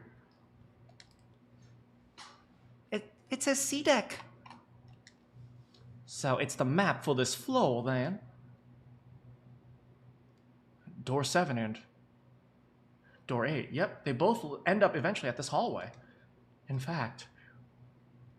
Yeah, isn't that what I said? We aren't going to be split up permanently till we find door 9. We might get separated for a little while, but we'll see each other again. Otherwise, we won't be able to open door 9. That's how Nonary Game works. I see. Junpei looked at the maps of the ship's interior again. Wait a sec. Could this lead to... As he looked more closely, his surprise and excitement gave way to weariness. Oh! You've got to be kidding me. One by one, the others saw what he had seen. We may as well go. Yeah. Yeah. They moved as one for the door. Oh, I almost forgot. We should keep this. He pulled the map of the ship's interior off the wall and put it in his pocket, and followed the other ones. Followed the others. In you go, little map. The 6 of them stood in front of the door, arrayed in a semicircle. Santa stepped forward. He took hold of the door and spoke without looking back at the other 5. Ready? I'm gonna open it. Slowly, all 5 nodded, their silent assent. With a deep breath, Santa threw open the door. Here we go! They poured through the doorway and into the room. Even without looking around, each one of them knew where they were. I knew it. They were where the map had said they would be. We're back. In the hospital room. Well, that was a complete waste of time.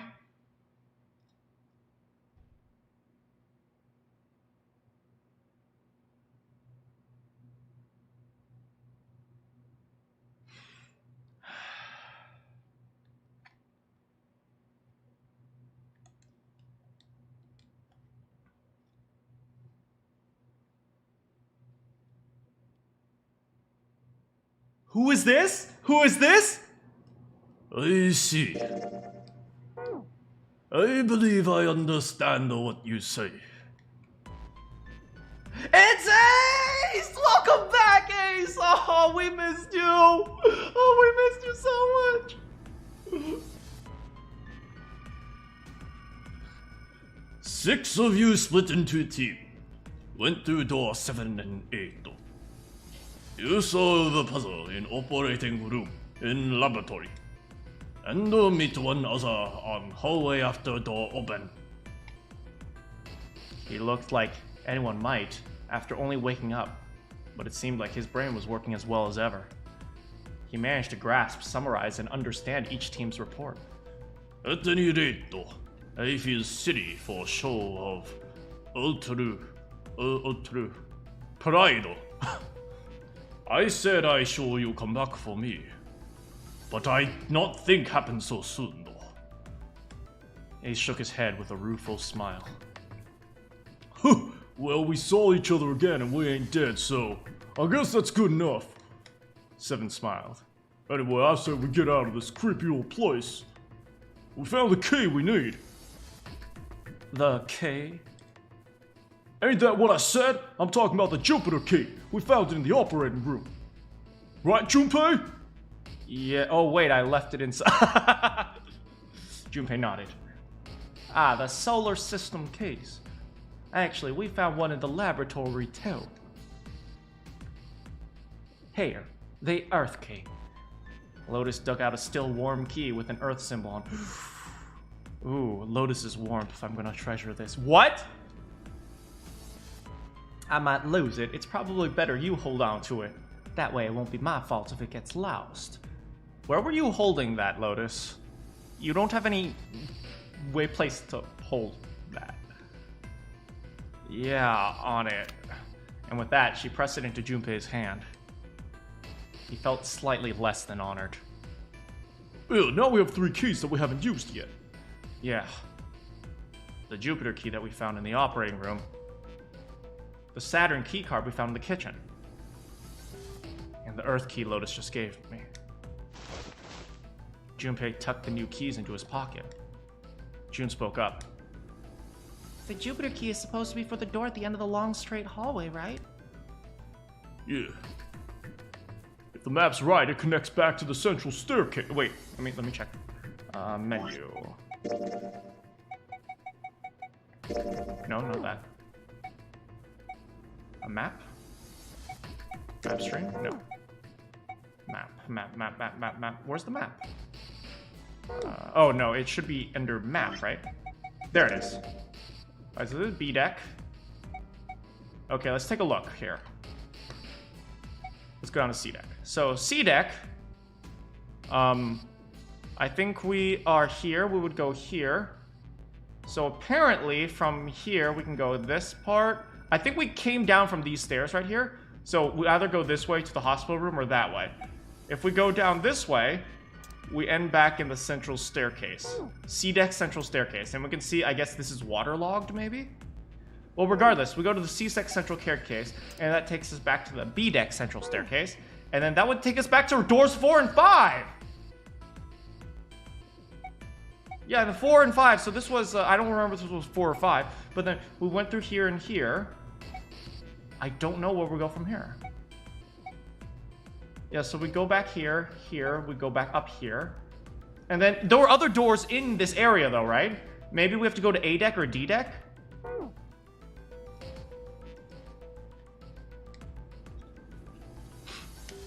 Then next to the stairs. Wait! They were the first words anyone had heard out of Clover in some time. Her face suggested they weren't going to be very happy words. What about door 3? Look, you saw the map, right? It's the same as 7 and 8. It lead us back to the big hospital room. There's no point in seeing what's on the other side of that door. There is a point. Well, there might be another key in there. At least there is for me. Oh, yeah. Also, the possibility of Snake. There were tears in her eyes, but she glared at 7 as hard as she could, just the same. She looked very much like a frightened puppy. There wasn't a man alive who could have resisted those eyes. 7 looked everywhere in the room except for Clover and muttered and coughed apologies under his breath. Yeah, you're right. Sorry. Snake might be at the other side of door 3, right? Clover nodded just once. The next person to speak was Ace. Hey, very well. I come with you then. I have nice rest though. I think it's time I up and about again. So 7, you help, yes? Huh, me? Oh. Junpei did the calculations quickly in his head. 4 plus 1 plus 7 is 12. 1 plus 2 is 3. It looked like 7 was doing them too. At last, he gave up. Damn. Well, I guess that's how it's gotta be. I'm going with you, huh? Yes, sir. Alright, let's get moving. And so it was decided that Clover, Ace, and 7 would discover what lay beyond door 3. Okay, we're heading out. Be careful. Whoa. Didn't think I'd be hearing that from you, Lotus. Don't let it get to your head. I'd be in trouble if the 3 of you bought it. The rest of us can't open the 9 door. And the truth comes out, huh? 7 nodded, as if this answer made much more sense, and pulled the lever.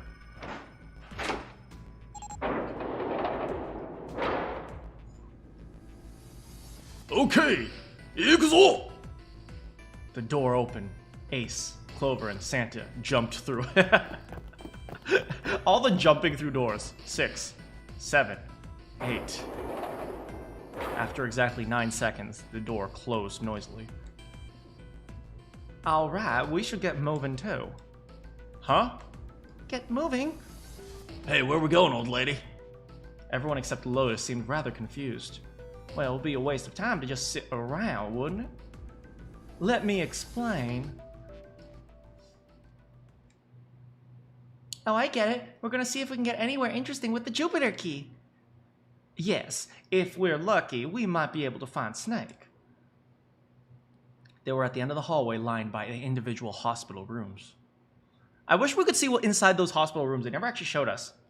And here's the Jupiter symbol on the keyhole. All right, Junpei, open it if you would, please. Yeah, on it. You know, if Junpei really wanted to be malicious, he could lock people into places. He has all the keys. Junpei pulled the Jupiter key out of his pocket and slid it into the keyhole. He twisted. With a nice sharp click, he felt the door unlock. Junpei sucked in a breath, held it, and opened the door as quietly as he could.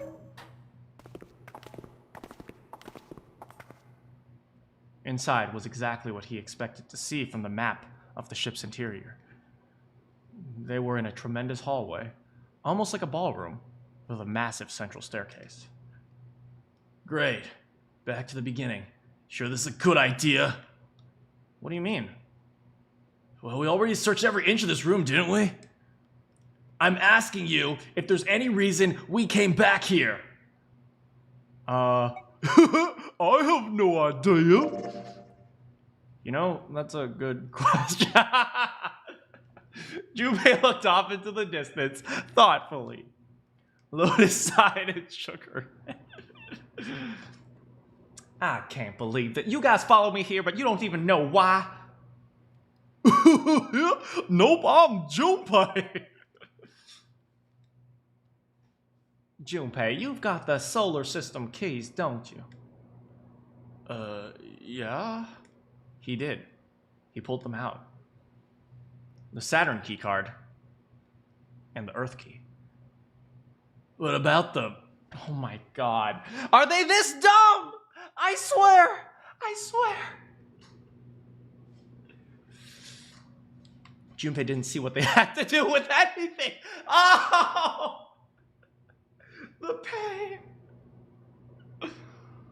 Oh. Both he and Santa were completely lost. Fortunately, June took pity on them. Don't you remember the elevator? On the sea deck. Where we are now, remember there was a big elevator behind the stairs? And next to the elevator, there was a card reader with the Saturn symbol. And on the A deck, on the door to the left,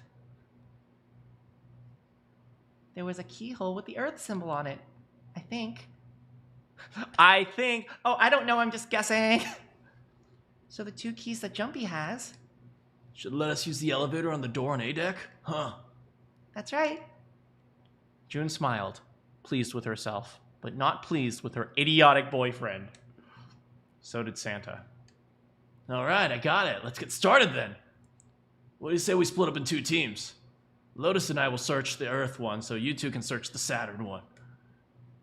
Sounds good. Why do you want to go with Lotus? There are 2 reasons why I want to go with Lotus. What are they, Santa? Wink. Oh, I think you know, Junpei. Wink. I'm gonna go to the bathroom.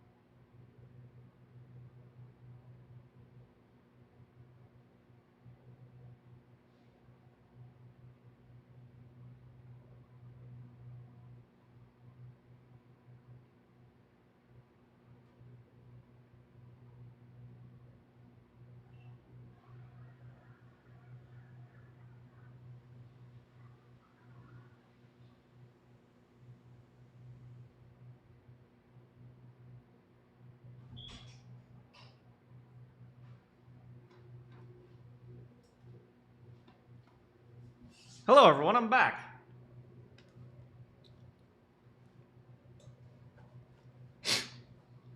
All right, they're splitting up into 2 teams. Sounds good. You guys should take this key. Junpei handed the Earth key to Santa. Thanks for the flush, Kyoma. They decided that their initial search should be brief. We have no idea what's on the other side of these. So don't go too far. Just search for 10 minutes and come back. Plan decided? The 2 teams split up. The 2 teams splitted up. That's grammar.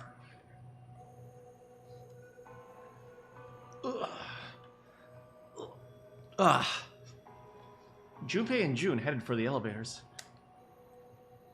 There's a card reader next to the left elevator. Then let's try out the Saturn key. All right, there we go. A light on the upper left corner blinked to life. Great. Looks like it's working now. All right. Now, how do I call the elevator? There was a single button to the right of the elevator door. Oh, it only has the upside down. Oh, it only has the upside down triangle on it. Just call it the down button. I guess there's no up button. Well, we may as well push this one. The door slid shut, and they heard the grinding of the motor as the elevator car moved down. You know, in my apartment building, I have to hear that all the time. I live pretty close to the elevator, and although I can't hear the elevator, when I go outside my room, and I'm walking to my car, I can hear the elevator. So, I'll go out and I'll take 10 steps, and all of a sudden I'll hear a... And I'm like, oh my god, what the heck is that? And it's the elevator motor. It's like the elevator motor, for some reason, is like super loud. Like, it doesn't affect me while I'm inside of my room, but when I'm walking to my car, sometimes it jump scares me.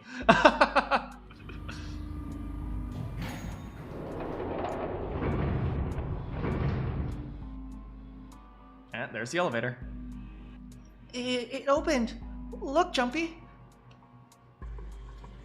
June's voice was excited, but Junpei could hear a tinge of anxiety.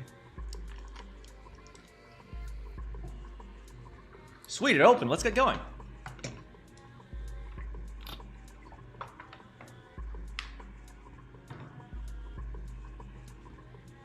He grinned at June and stepped toward the open door.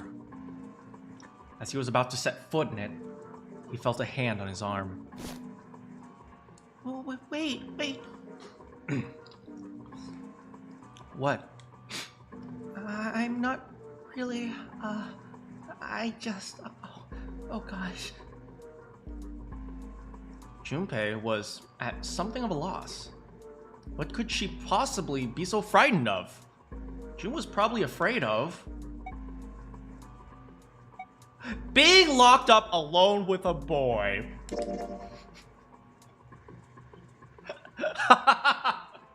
After a little thought, Junpei decided that she had to be nervous about being locked up in such a small place, alone with a boy.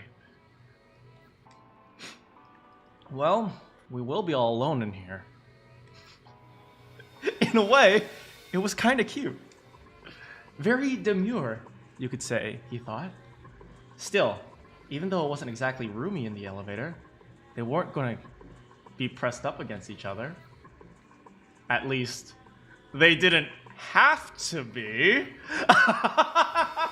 Oh my god! Junpei's gonna go for it! Still, it was making her nervous. Junpei couldn't help but think how innocent she was. Oh my god, Junpei!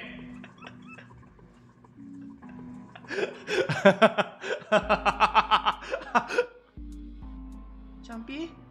Huh? Oh, nothing. It's not important. Come on, let's get going. Again, he stepped toward the elevator. And again, he felt himself restrained. I said, wait a minute! Why? Aren't you afraid, Jumpy? Afraid of what? Well, I've never...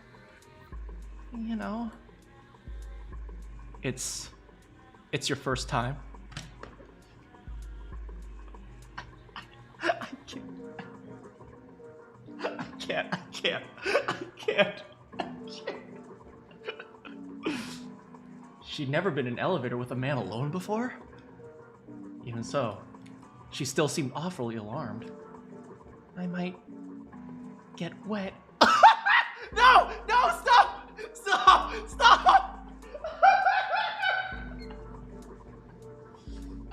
Stop! Please!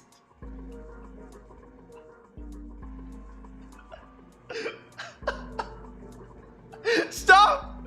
Please! Junpei, you can't be this dumb! Oh my god, June! June, he doesn't understand! He's an idiot! June! What?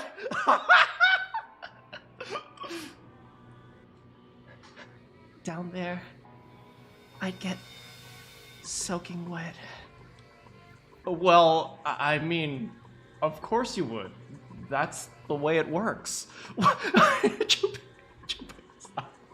Please. Hold the phone, okay? I mean, I've never heard of anyone getting soaking wet somewhere else. How's it going, Slippery Shoes? You came at the perfect time. That's true. You don't mind? Mind what? Getting wet? Well, I don't know. I think I'd probably, you know, like it. I can't. Junpei has been an idiot this entire time. He has had nothing other than cult conspiracies thrown at him. And now he thinks, oh wait, he's like, this is it. This is how we get out of here. This is how I solve the puzzle. I will have sex with June in the elevator. This is the solution.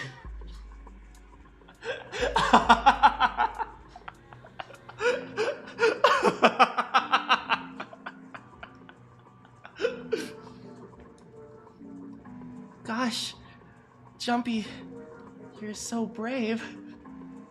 Really? I mean, I kind of think any guy would do the same thing, you know? Well, what happens, happens, right? If you get the chance, you've just got to go for it. That's what a man's supposed to do, I guess. God, Junpei! She is afraid of drowning! Drowning! She is not afraid of having sex with it in the elevator with you! Ah! You're so cool, Jumpy. I really admire you. Doesn't seem like the sort of thing you'd ought to admire someone for. I'm really scared. Yeah, I mean, like you said, you've never done it before. Yeah. So I don't think I'll be able to last very long. Oh my God!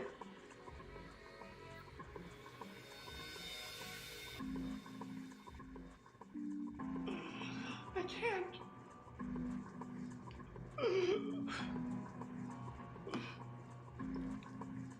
And then it'll be over. She keeps trying to hint at it, and he keeps not getting it. It's just so awful. It does keep getting worse, I know. And then it'll be over. Over? Yeah. I'll go to heaven.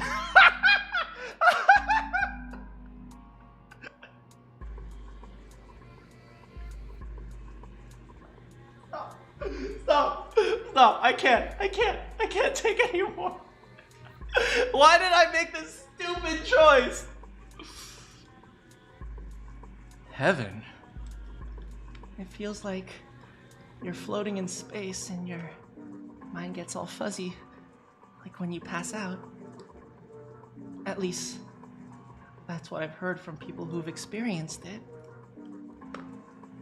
Who the heck do you know that has experienced drowning, June? Yeah, I mean, I've heard that too.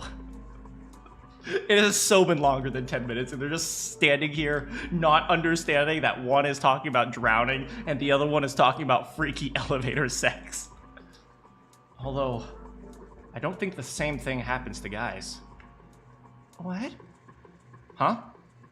But it would happen to men too, wouldn't it? It would happen to anyone. Once it gets into your body, the same thing happens to... What? Oh, Junpei's gonna freak. Well, I mean, usually it doesn't go inside the man. I mean, generally.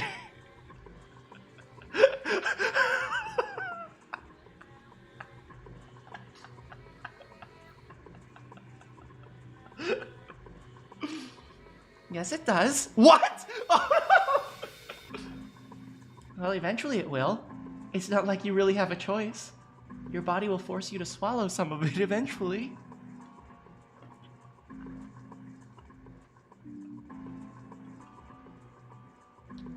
Jude, just tell him what you're thinking.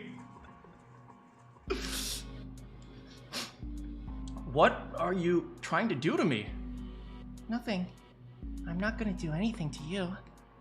I'm just saying that That's what happens. It's a psychological reaction to what you're experiencing. Is that so? And it's only natural? If that's what's natural for a living being? Perhaps he'd been mistaken all these years.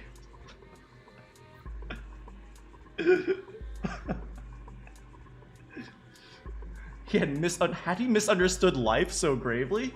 Had he misunderstood how freaky elevator sex works? The thought terrified him. Jun seemed to be entirely oblivious to Junpei's mounting confusion and terror. I know most men probably have larger lungs, but even then, I don't think you could hold your breath for 20 or even 10 minutes. Eventually, you'd have to breathe, and the water would get in your lungs. Once that happens, your body wouldn't be able to get oxygen anymore, and you'd start to feel that floaty feeling as you pass out.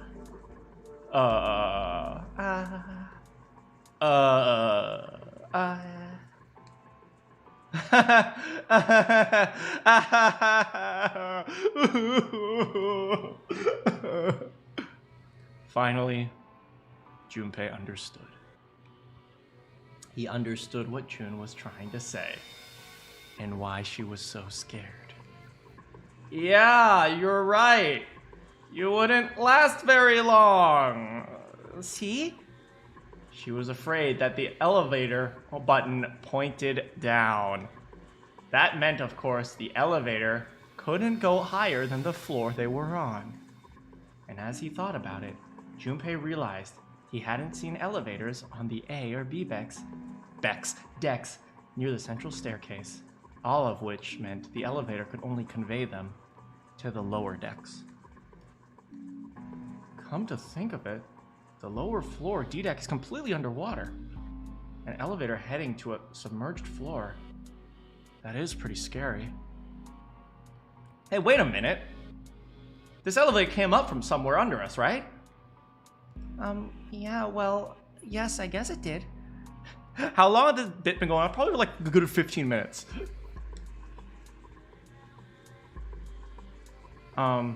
It didn't open right away after you pressed the button. There was a motor noise and it was moving and then it opened. Yeah, exactly. Yes. So take a look inside. Junpei jerked his head toward the interior of the elevator. It's not wet at all, is it? Unlike you. What? The walls and even the floor are totally dry. Oh, you're right, they are. You're right, they are. Oh, I also didn't say hi to Slippery. Hello, Slippery. Why did it start out of context? Because Junpei's an idiot? She looked around the elevator, slightly embarrassed. Well, let's test it. Test it? Yeah, watch this. Now, I'll just put one foot inside the elevator, and I'll look over at the buttons. Oh, there's only two. E and C. Alright, I'll push E. He pushed the E button and jumped out of the elevator. The door slid shut, and they heard the grinding of the motor as the elevator car moved down. What? That's what the elevator motor sounds like. I think I can hear it opening on E deck. Okay, that's done. Just press the button again. A few moments later, the elevator returned. Obviously, it's dry, guys. Zero wouldn't just send you off to die. He wants to watch you guys suffer, man. Come on. It's like Danganronpa, right? Monokuma doesn't kill you purposefully. He lets you guys kill yourselves. Yep, not a single drop of water to be seen. See? Junpei couldn't resist puffing out his chest just a little bit. Jun, however, still looked confused. What does it mean? How can the E deck be safe if the D deck is full of water? Here's what I think. The elevator shaft and the E deck must be watertight and separated from wherever the ship's been punctured. That was true of some designs in the Titanic, so it makes sense. Here, let me show you. He pulled out his notebook and a pen and sketched the rough illustration. Oh, I hate that sound. And sketched a rough illustration. He has a notebook. Wow, what a great sketch! Oh my god. See? This is why I think the ship hasn't sunk. The shape of the inside keeps it from filling with water. Yeah, I think that's what's going on. Junpei continued to talk as he closed the notebook and slipped it back into his pocket. So I'm gonna go down and check it out. You stay here, alright? But... Come on, just do it. It'll be alright. Yeah, I heard the Queen of England died. That's too bad. Also, hello, entertaining again. He gave June's shoulder a reassuring squeeze, and then hopped into the elevator. What? Don't you want to have freaky elevator sex? He pushed the E button, and the door began to close. June looked worried, her eyes darting back and forth as if she was trying to make a decision, when suddenly... I'm coming with you! Huh? At the last possible moment, June dashed forward, turning sideways, just in time to slip through the gap between the closing doors. Hey, wait! Junpei jammed his finger against the open button. But it was too late. June could have gotten, like, decapitated, man. Ah, crap, it closed. The door had shut, and he and June were in the elevator as it headed down to E deck. So, is this your first time, June? He was so surprised by June that I didn't even have time to think about what awaited him on the E deck. I can't just let you go alone, you know? Jeez. The elevator stopped, and the door slid open. They tentatively stepped out and looked around. It looks normal. No fish going about their fishy business, or jellyfish floating around lazily through the water. There was, however, a blowfish. What? Or at least something that looked very much like one. June's cheeks were puffed out, and her tiny mouth an intense frown. Don't drown, don't drown, don't drown. Oh, knock it off. It's just like I thought. This part hasn't been flooded. Come on, just look around. Just look around. There's no water here. June looked around nervously and then exhaled. You're right, it's not flooded at all. See? But there's a whole lot of water. Yeah, right on top of us. What's going to happen if the ceiling breaks? Junpei thought about that for a moment. Well, we'd probably get really wet up there. Huh? At any rate, we should probably go back as soon as we can, once we're done looking around here. Lotus and Santa might already be back. We spent 20 minutes trying to figure out whether we were talking about sex or drowning, so they probably are. Now then, Junpei glanced around the room they found themselves in. The first thing he noticed was a set of thick iron bars. Ooh, them bars so thick. They ran the length of the room, separating the left elevator from the right one. Iron bars. Well, we can't go over there. Right. Then maybe, in the corner of the room that housed the elevators, Junpei found an opening. Well, he walked up to it and stuck his head around the corner. Ah, there's door number 6! It looks like a long, straight hallway down this way. Something's written on the door at the end. Wait, is that? Let's check. Junpei and June set down the hallway at a brisk clip, somewhere between a run and a jog. Before long, they found themselves in front of the door. On it was a number, written in bright red paint. 6. I knew it. This is a numbered door. And indeed, there was a red bolted next to the wall. But we can't do anything with only the two of us. We better head back and let everyone know. Yeah. Junpei and June turned and headed back to C-Deck. Wait, what's this? On the way back, Junpei noticed a map on the wall. Oh, nice! This is a map for E-Deck? I should take it with me. Do we get to see it? Alright, let's check the map. There it is. Oh, what? Well, that sucks.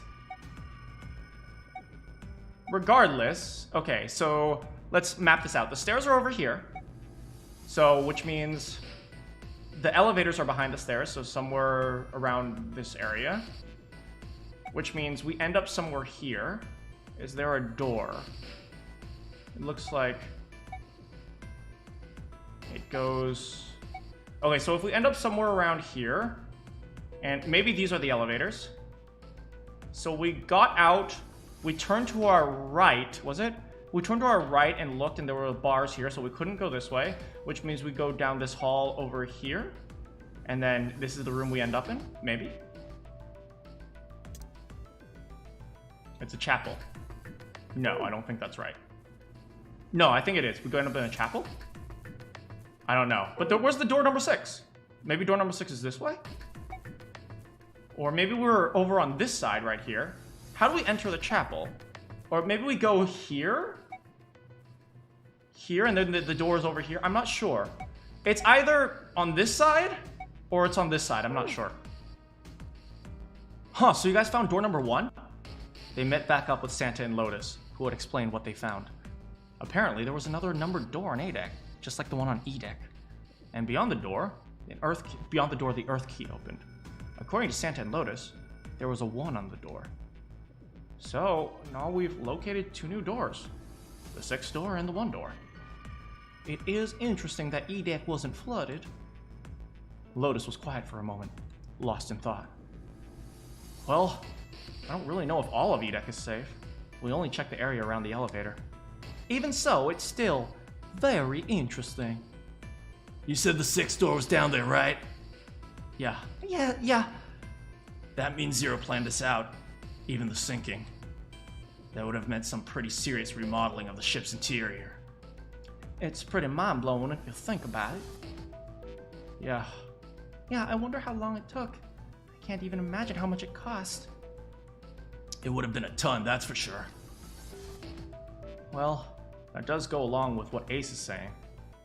The most reasonable explanation would be that this was done by some organization with access to the whole lot of cash. It does make sense. That thought made them all go quiet for a moment. Shiver. Shake. Ho ho ho. I'm Junpei. June bit her lip while Lotus sighed softly to herself. Santa cracked a stiff neck. I can't crack my neck. I've never actually cracked my neck before. And stared off into the distance at nothing. I can crack my shoulders, though. Yeah? I don't think this is a very good idea to stay here. June looked up at Junpei with large, pleading eyes. Oh, she's manipulative as hell. I'm so scared. Let me get closer to you. No, she's evil. She's evil. Yeah, you're right. Ace and his team might be back already. Well, Junpei and I should be able to go through door 1. You guys leaving me behind? 8 plus 6 plus 5 is 19. 1 plus 9 is 10. 1 plus 0 is 1! I'm just kidding. Alright, let's go. Lotus's words were all the impetus they needed. Back to the large hospital room they went.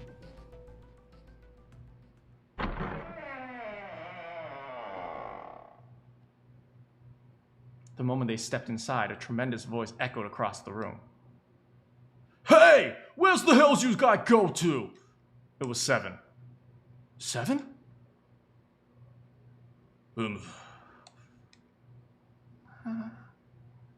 Uh-oh.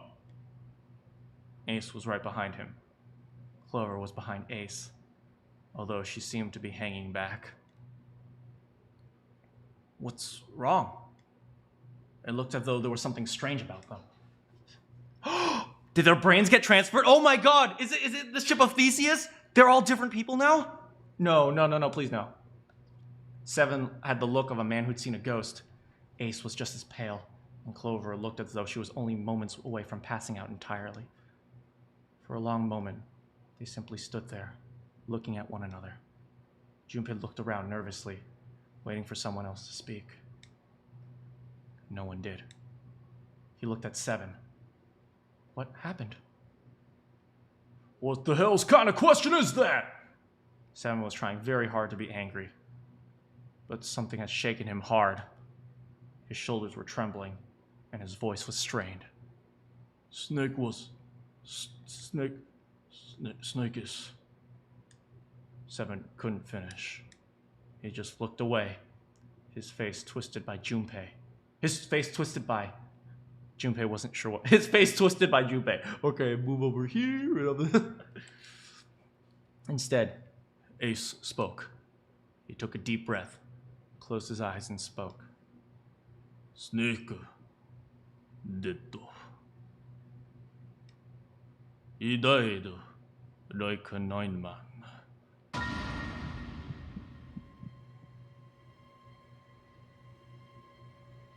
Oh no. It was as if all the air had suddenly been sucked out of the room. I expected something like this, but I didn't think he actually exploded. Which means they must have found him inside the room. Oh no, we totally didn't expect... I mean, I expected it. I didn't expect he exploded. Junpei felt his heartbeat quicken, and he realized he was having trouble breathing. That's gonna start the Clover insanity arc? Maybe. He could feel cold sweat beating on his forehead. June, Santa, and Lotus looked the way he felt. All three were frozen in place, their faces white. Oh my... That's not true, is it? We should make sure. Yeah, right, we should. They nodded to one another and headed for the number 3 door. Wait, no, not that way. What? Why not? They stopped short and turned to look at 7. He was pointing at the door with no number. Yeah, I stuck a screwdriver in there to keep the door from closing all the way. That's smart. It's not locked, so you can go in that way. Where is he? The shower room on the left of the hallway. I put a broom in there too to keep the door open. Hey, 7's actually smart, man. They should have been doing this. They should have been wedging the doors open. That means we can get in without going through the numbered door, right? Yeah, that's right. Then let's go. Their new destination clear. Junpei and his accomplices headed for the door with no number. Once in the hallway, it was easy to spot the metal door on the left wall. This wasn't open when we passed here before. But now, just as 7 said, there was a broom stuck between the door and the frame, keeping it open. Well, let's keep going.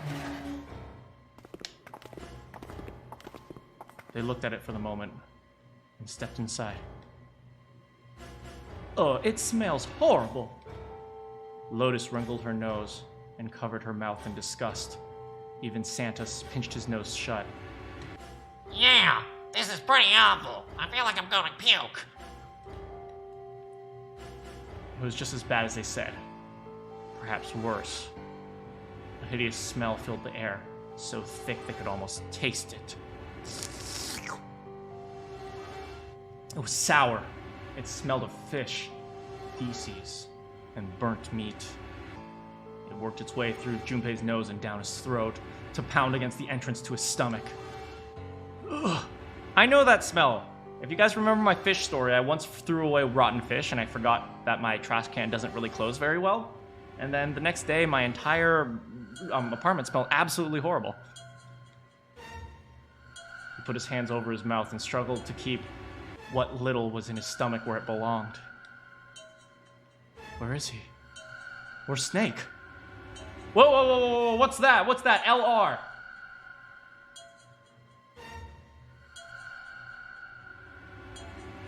They didn't have to wonder where the body was.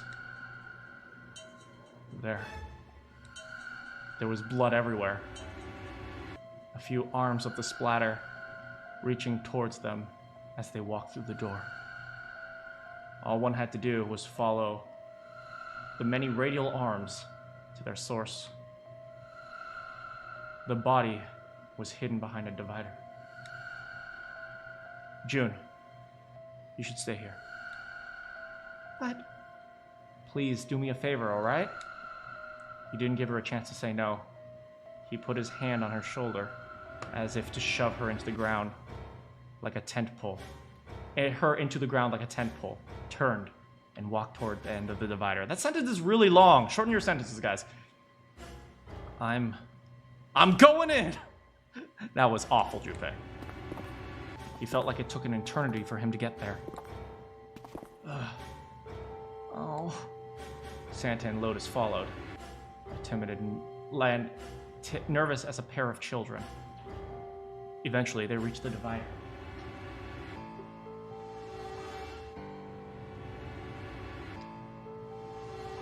They looked at one another and nodded. Slowly. Junpei put his hands on the divider and peered around the corner. Oh boy. For a moment, he forgot to breathe.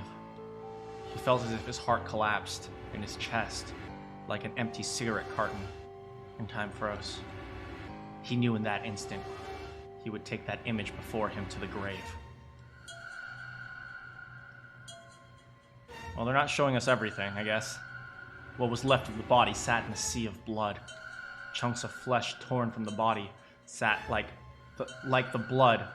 sat in the blood like tiny islands in a great red sea. Thanks for the imagery, Junpei. A vast, ragged hole had been torn in the torso, and what remained of his intestines spilled out like fresh spaghetti. Smaller chunks of meat had splattered against the wall and become stuck there as they dried. Globules of yellowish fat had left trails like tiny slugs as gravity pulled them down the wall, even as they dried. Just like Ace said. Santa's voice was strained. Junpei suspected he was holding down some vomit of his own. Just like the ninth man. The detonator in his bracelet set off the bomb in his gut. He looked as though the explosion had been quite powerful. Oh God. The bone is coming out of his left arm. It's definitely an open fracture. His legs were both bent in an unnatural way, exposing his left arm had split open, exposing where the painfully white bone of his ulna. His bracelet lay next to him. Check it! Check it! It seemed to have hit the wall hard enough to have shattered the display, which laid on the ground in pieces. The face. It's horrible. Yeah, you can't even tell who it is. Half of his head simply collapsed. The blood coating almost made it look like a raw pizza dough covered in tomato. Please stop. Please stop. His clothes, too, were covered in blood. The burgundy tie, the white shirt, the jacket with the yellow piping, and the gray well, that's what he was wearing. But the clothes are... They were all familiar to Junpei. No mistake about that. It's Snake. Lotus's voice was unnaturally deep and strained. Junpei heard it catch in her throat.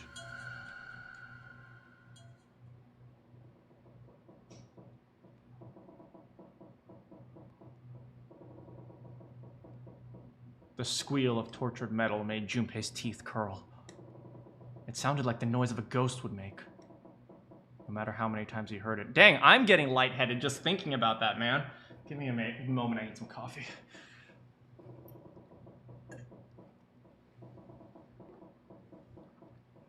That's awful, man. No matter how many times he heard it, he never got used to it. Every time it put him on edge. It didn't help that there was a girl nearby who looked far more like a ghost than a living human should. Hey, Ants Man. It was Clover. She sat on the edge of her bed, her head drooping listlessly on her chest. Her eyes were blank and stared across the room at nothing. Her breathing was slow and mechanical. Aside from the rise and fall of her chest, she didn't move. Junpei felt as if even a nudge might cause her to shatter into 1,000 pieces. Snake was probably murdered. Chances are he was killed the same way the ninth man was. Yeah. Seven lowered his voice, likely in an effort to keep Clover from hearing what he had to say. There were 4 other people in the room with Junpei and Seven. Ace, Santa, June, and Lotus. Seven looked at each one of them in turn and continued. It's pretty straightforward. Not that hard to figure out how they did it. First, the killer got Snake to authenticate on the red to open the door 3. Then they shoved him into it alone and waited 9 seconds for the door to shut. Once that door shut, it was all over for Snake, but he didn't give up. He probably knew he wouldn't do him any good, but he probably ran to the shower room looking for the dead. Small chance, but it wasn't like he had anything to lose. Unfortunately, it didn't work.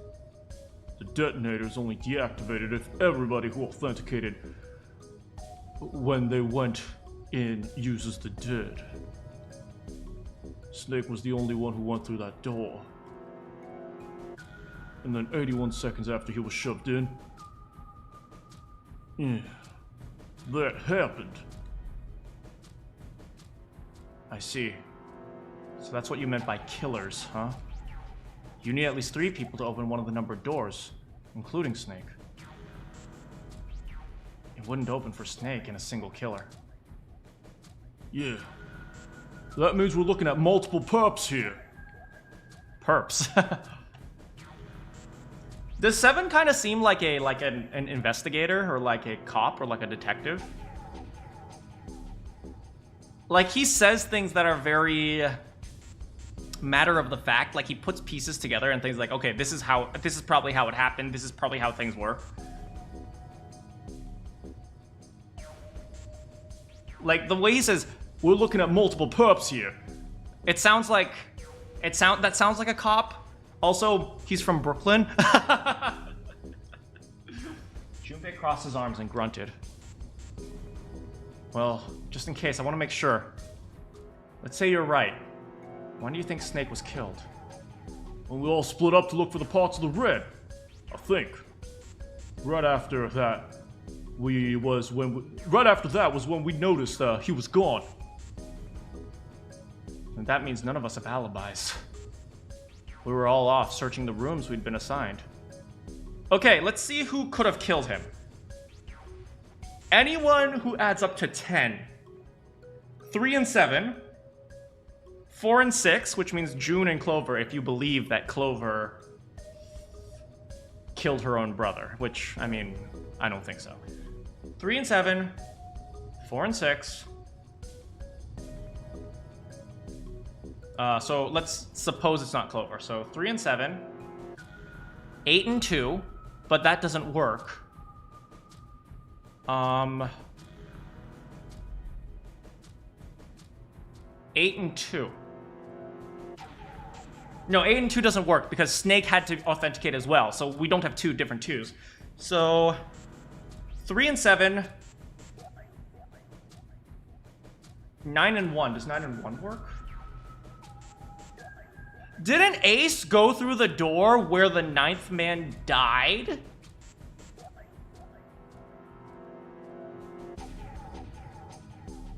I think it's a possibility that Ace swiped the bracelet. You have a suspect? Who do you think it is, Kielma? As long as you're speculating and not giving me the answer. Is there a possibility, like, if Ace took the bracelet, then it's more likely that Ace did it instead of 3 and 7, right? It's more likely that there's one perp instead of 2 perps who work together to kill a person. Why would they do that? Right? I think if we can believe that the bracelet can come off of the person, then it's all the more reason to think that maybe Ace did it. I don't know. I assume that Ace did it. He would likely fit it. Yeah, maybe that's a possibility. But why would Ace do it? Ace seems so nice. But Ace seems so cool. I don't know, but what would the motivation be? I don't know. Then again, what would the motivation for 3 and 7 be either? Maybe the numbers, maybe? How the numbers work? I don't know.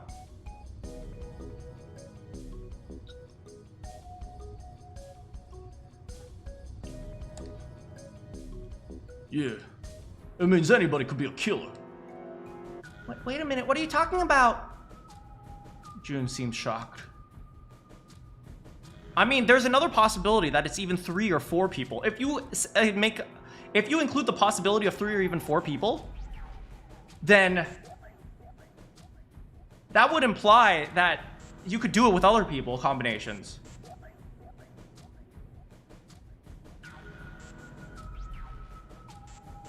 But then that's even more unlikely. How can you say something so casually? You're implying that one of us is a killer. Well, not just one of us, if I'm right. At least 2 of us are murderers. Why don't you calm down, bit 7? What do you gain by being suspicious? That is what Zero want, you know. Ooh, now here's Ace deflecting. Hey, don't suspect any of us. Suspect the Zero guy. Interesting. What Zero wants? Exacto. This game's set up by Zero, yes. Any game has winner and a loser. Whoever makes through door 9 is winner. Those don't are loser. Zero trying to make us fight against one for victory. And you're saying that Zero's trying to split us up by making us fight each other? Yes. That's why we can't let ourselves fall to trap. We have to trust one another, form bond of friendship. Interesting you would say that, Ace. Otherwise, we end up ensnared by Zero. Then does that mean that the person who killed Snake? Yes, sir. Zero self. If anyone we should doubt or should be Zero. He mastermind the game. He kidnap all. Doesn't it seem reasonable? He would kill Snake as well. Good question. Just wait till Clover tries to end you if you did that. Dang, Clover's just gonna get a knife and go stabby stabby. Junpei hadn't really considered that. If Zero killed Snake, and Zero's on the ship with us, Junpei wasn't sure. He wasn't sure. Something's still strange. What does that do? Well, I'm just wondering about one thing. What do that do? How can you be sure that Zero's on the ship? Ace's eyebrows shot up. Really, Junpei? I disappoint though. Usually sharp. When? When has Junpei ever been sharp?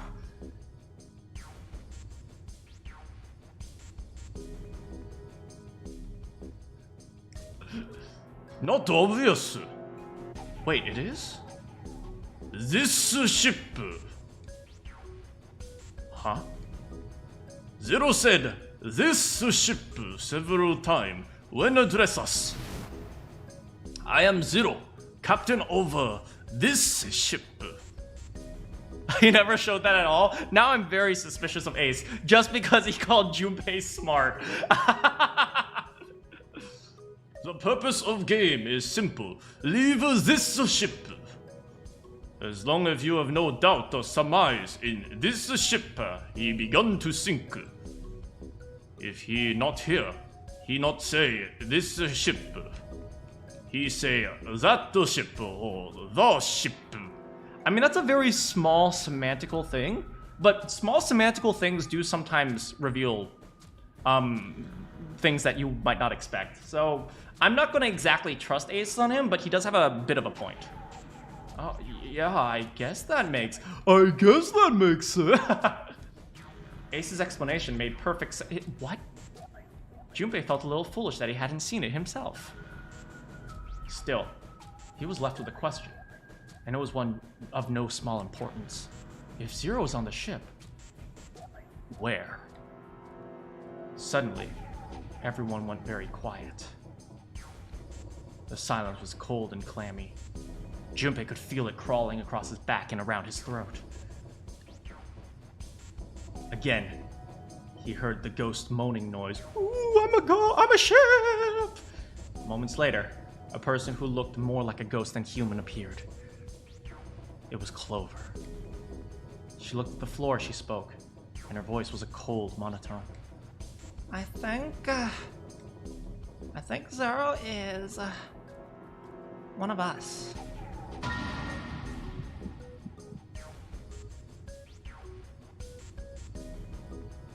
Every human body in the room every human body. Every human body, including Alice, froze. The only sound was the muffled rustling of breath. Is Zero among us? Eyes darted from face to face. One of those faces was the face of their jailer. But who? Was he one of them? I don't know. I'll say, well, it's possible. Well, it's possible. Huh? Like Clover said, Zero might be one of us.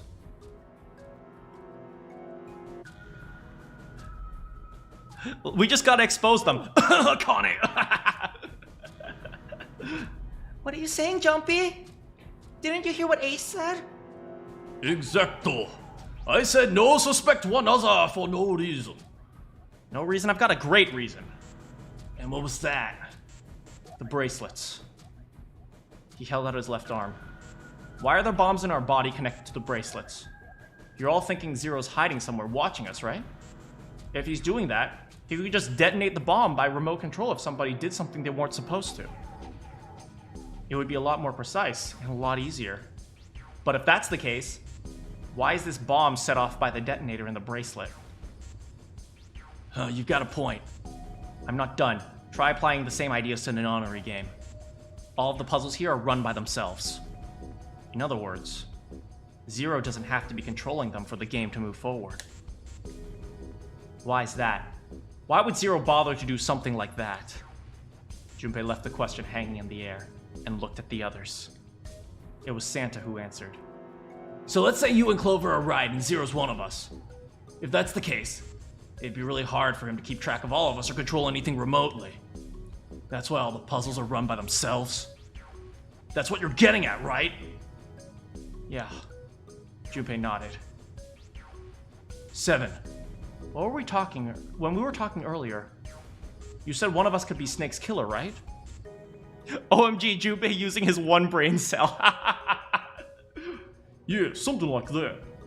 Alright then, I've got a question for you, Ace. You said something like Zero must be the one who killed Snake, right? Yes, sir, something like that though. I cannot think of other explanation. So what do we get if we combine those? They fit together pretty well, I think. Something like, whoever killed Snake equals Zero. Therefore, Zero equals one of us. Excellent math! 7 and Ace's theories aren't mutually exclusive. They actually complement each other pretty well. At least, they do if Zero's one of us. No one spoke. Their faces were grim, but Junpei wasn't sure if they believed him or not. Finally, Lotus spoke up. What were his motives? His motives? Yeah, isn't that pretty important?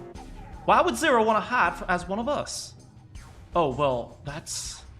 because, Junpei choked. He hadn't thought of that, and to be honest with himself, he had no idea. Gee, why would the mastermind want to participate in the game? Let's ask. Well, I shouldn't say that because that's a spoiler. I don't know. Lotus sighed. Well, so much for making a persuasive argument, Junpei. In other words, only circumstantial evidence. I don't really think that's enough to go on, you know? How does a Japanese person know a word like circumstantial evidence? I study law in America. Junpei was painfully aware of the eyes on him and their disapproval. He tried to find something else, anything to look at. Then in that horrible silence, good try. They heard a bell ring. It was the clock at the central staircase. Language is hard.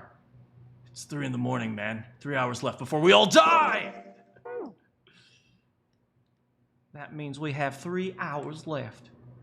Then we need to move. You get? Seven Clover, Junpei. I know how you feel. You understand right now. It is important we trust one another. Yes. Why would Ace try to make us trust each other? You're right, but Junpei couldn't bring himself to respond. He swallowed the words he wanted to say. Inside, Seven and Clover remained silent. Their eyes were looking at something, somewhere else, very far away. Go. We have very little time left. We are on to Ace. Ace put their words to feet. Wait, Ace's words put their feet to moving. There we go. They all knew where they were going. Our next destination is Mercury.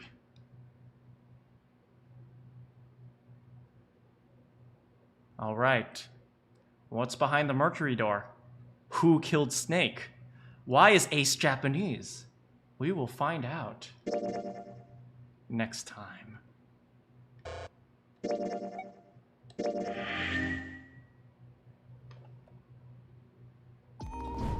Woo!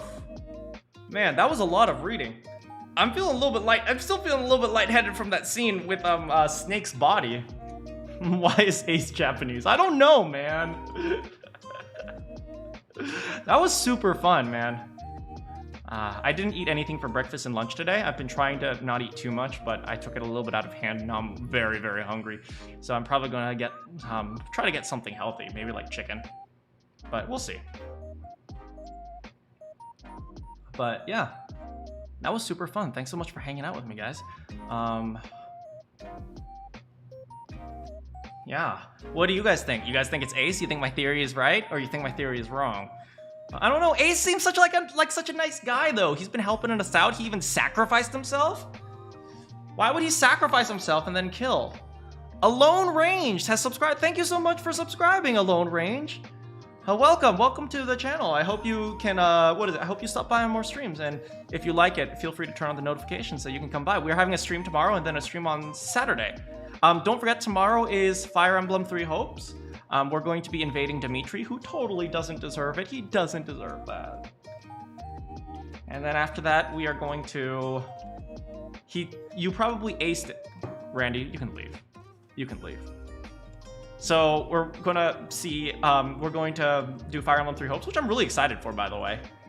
I've been training my units. And then... No, Randy, don't leave. I'm just kidding.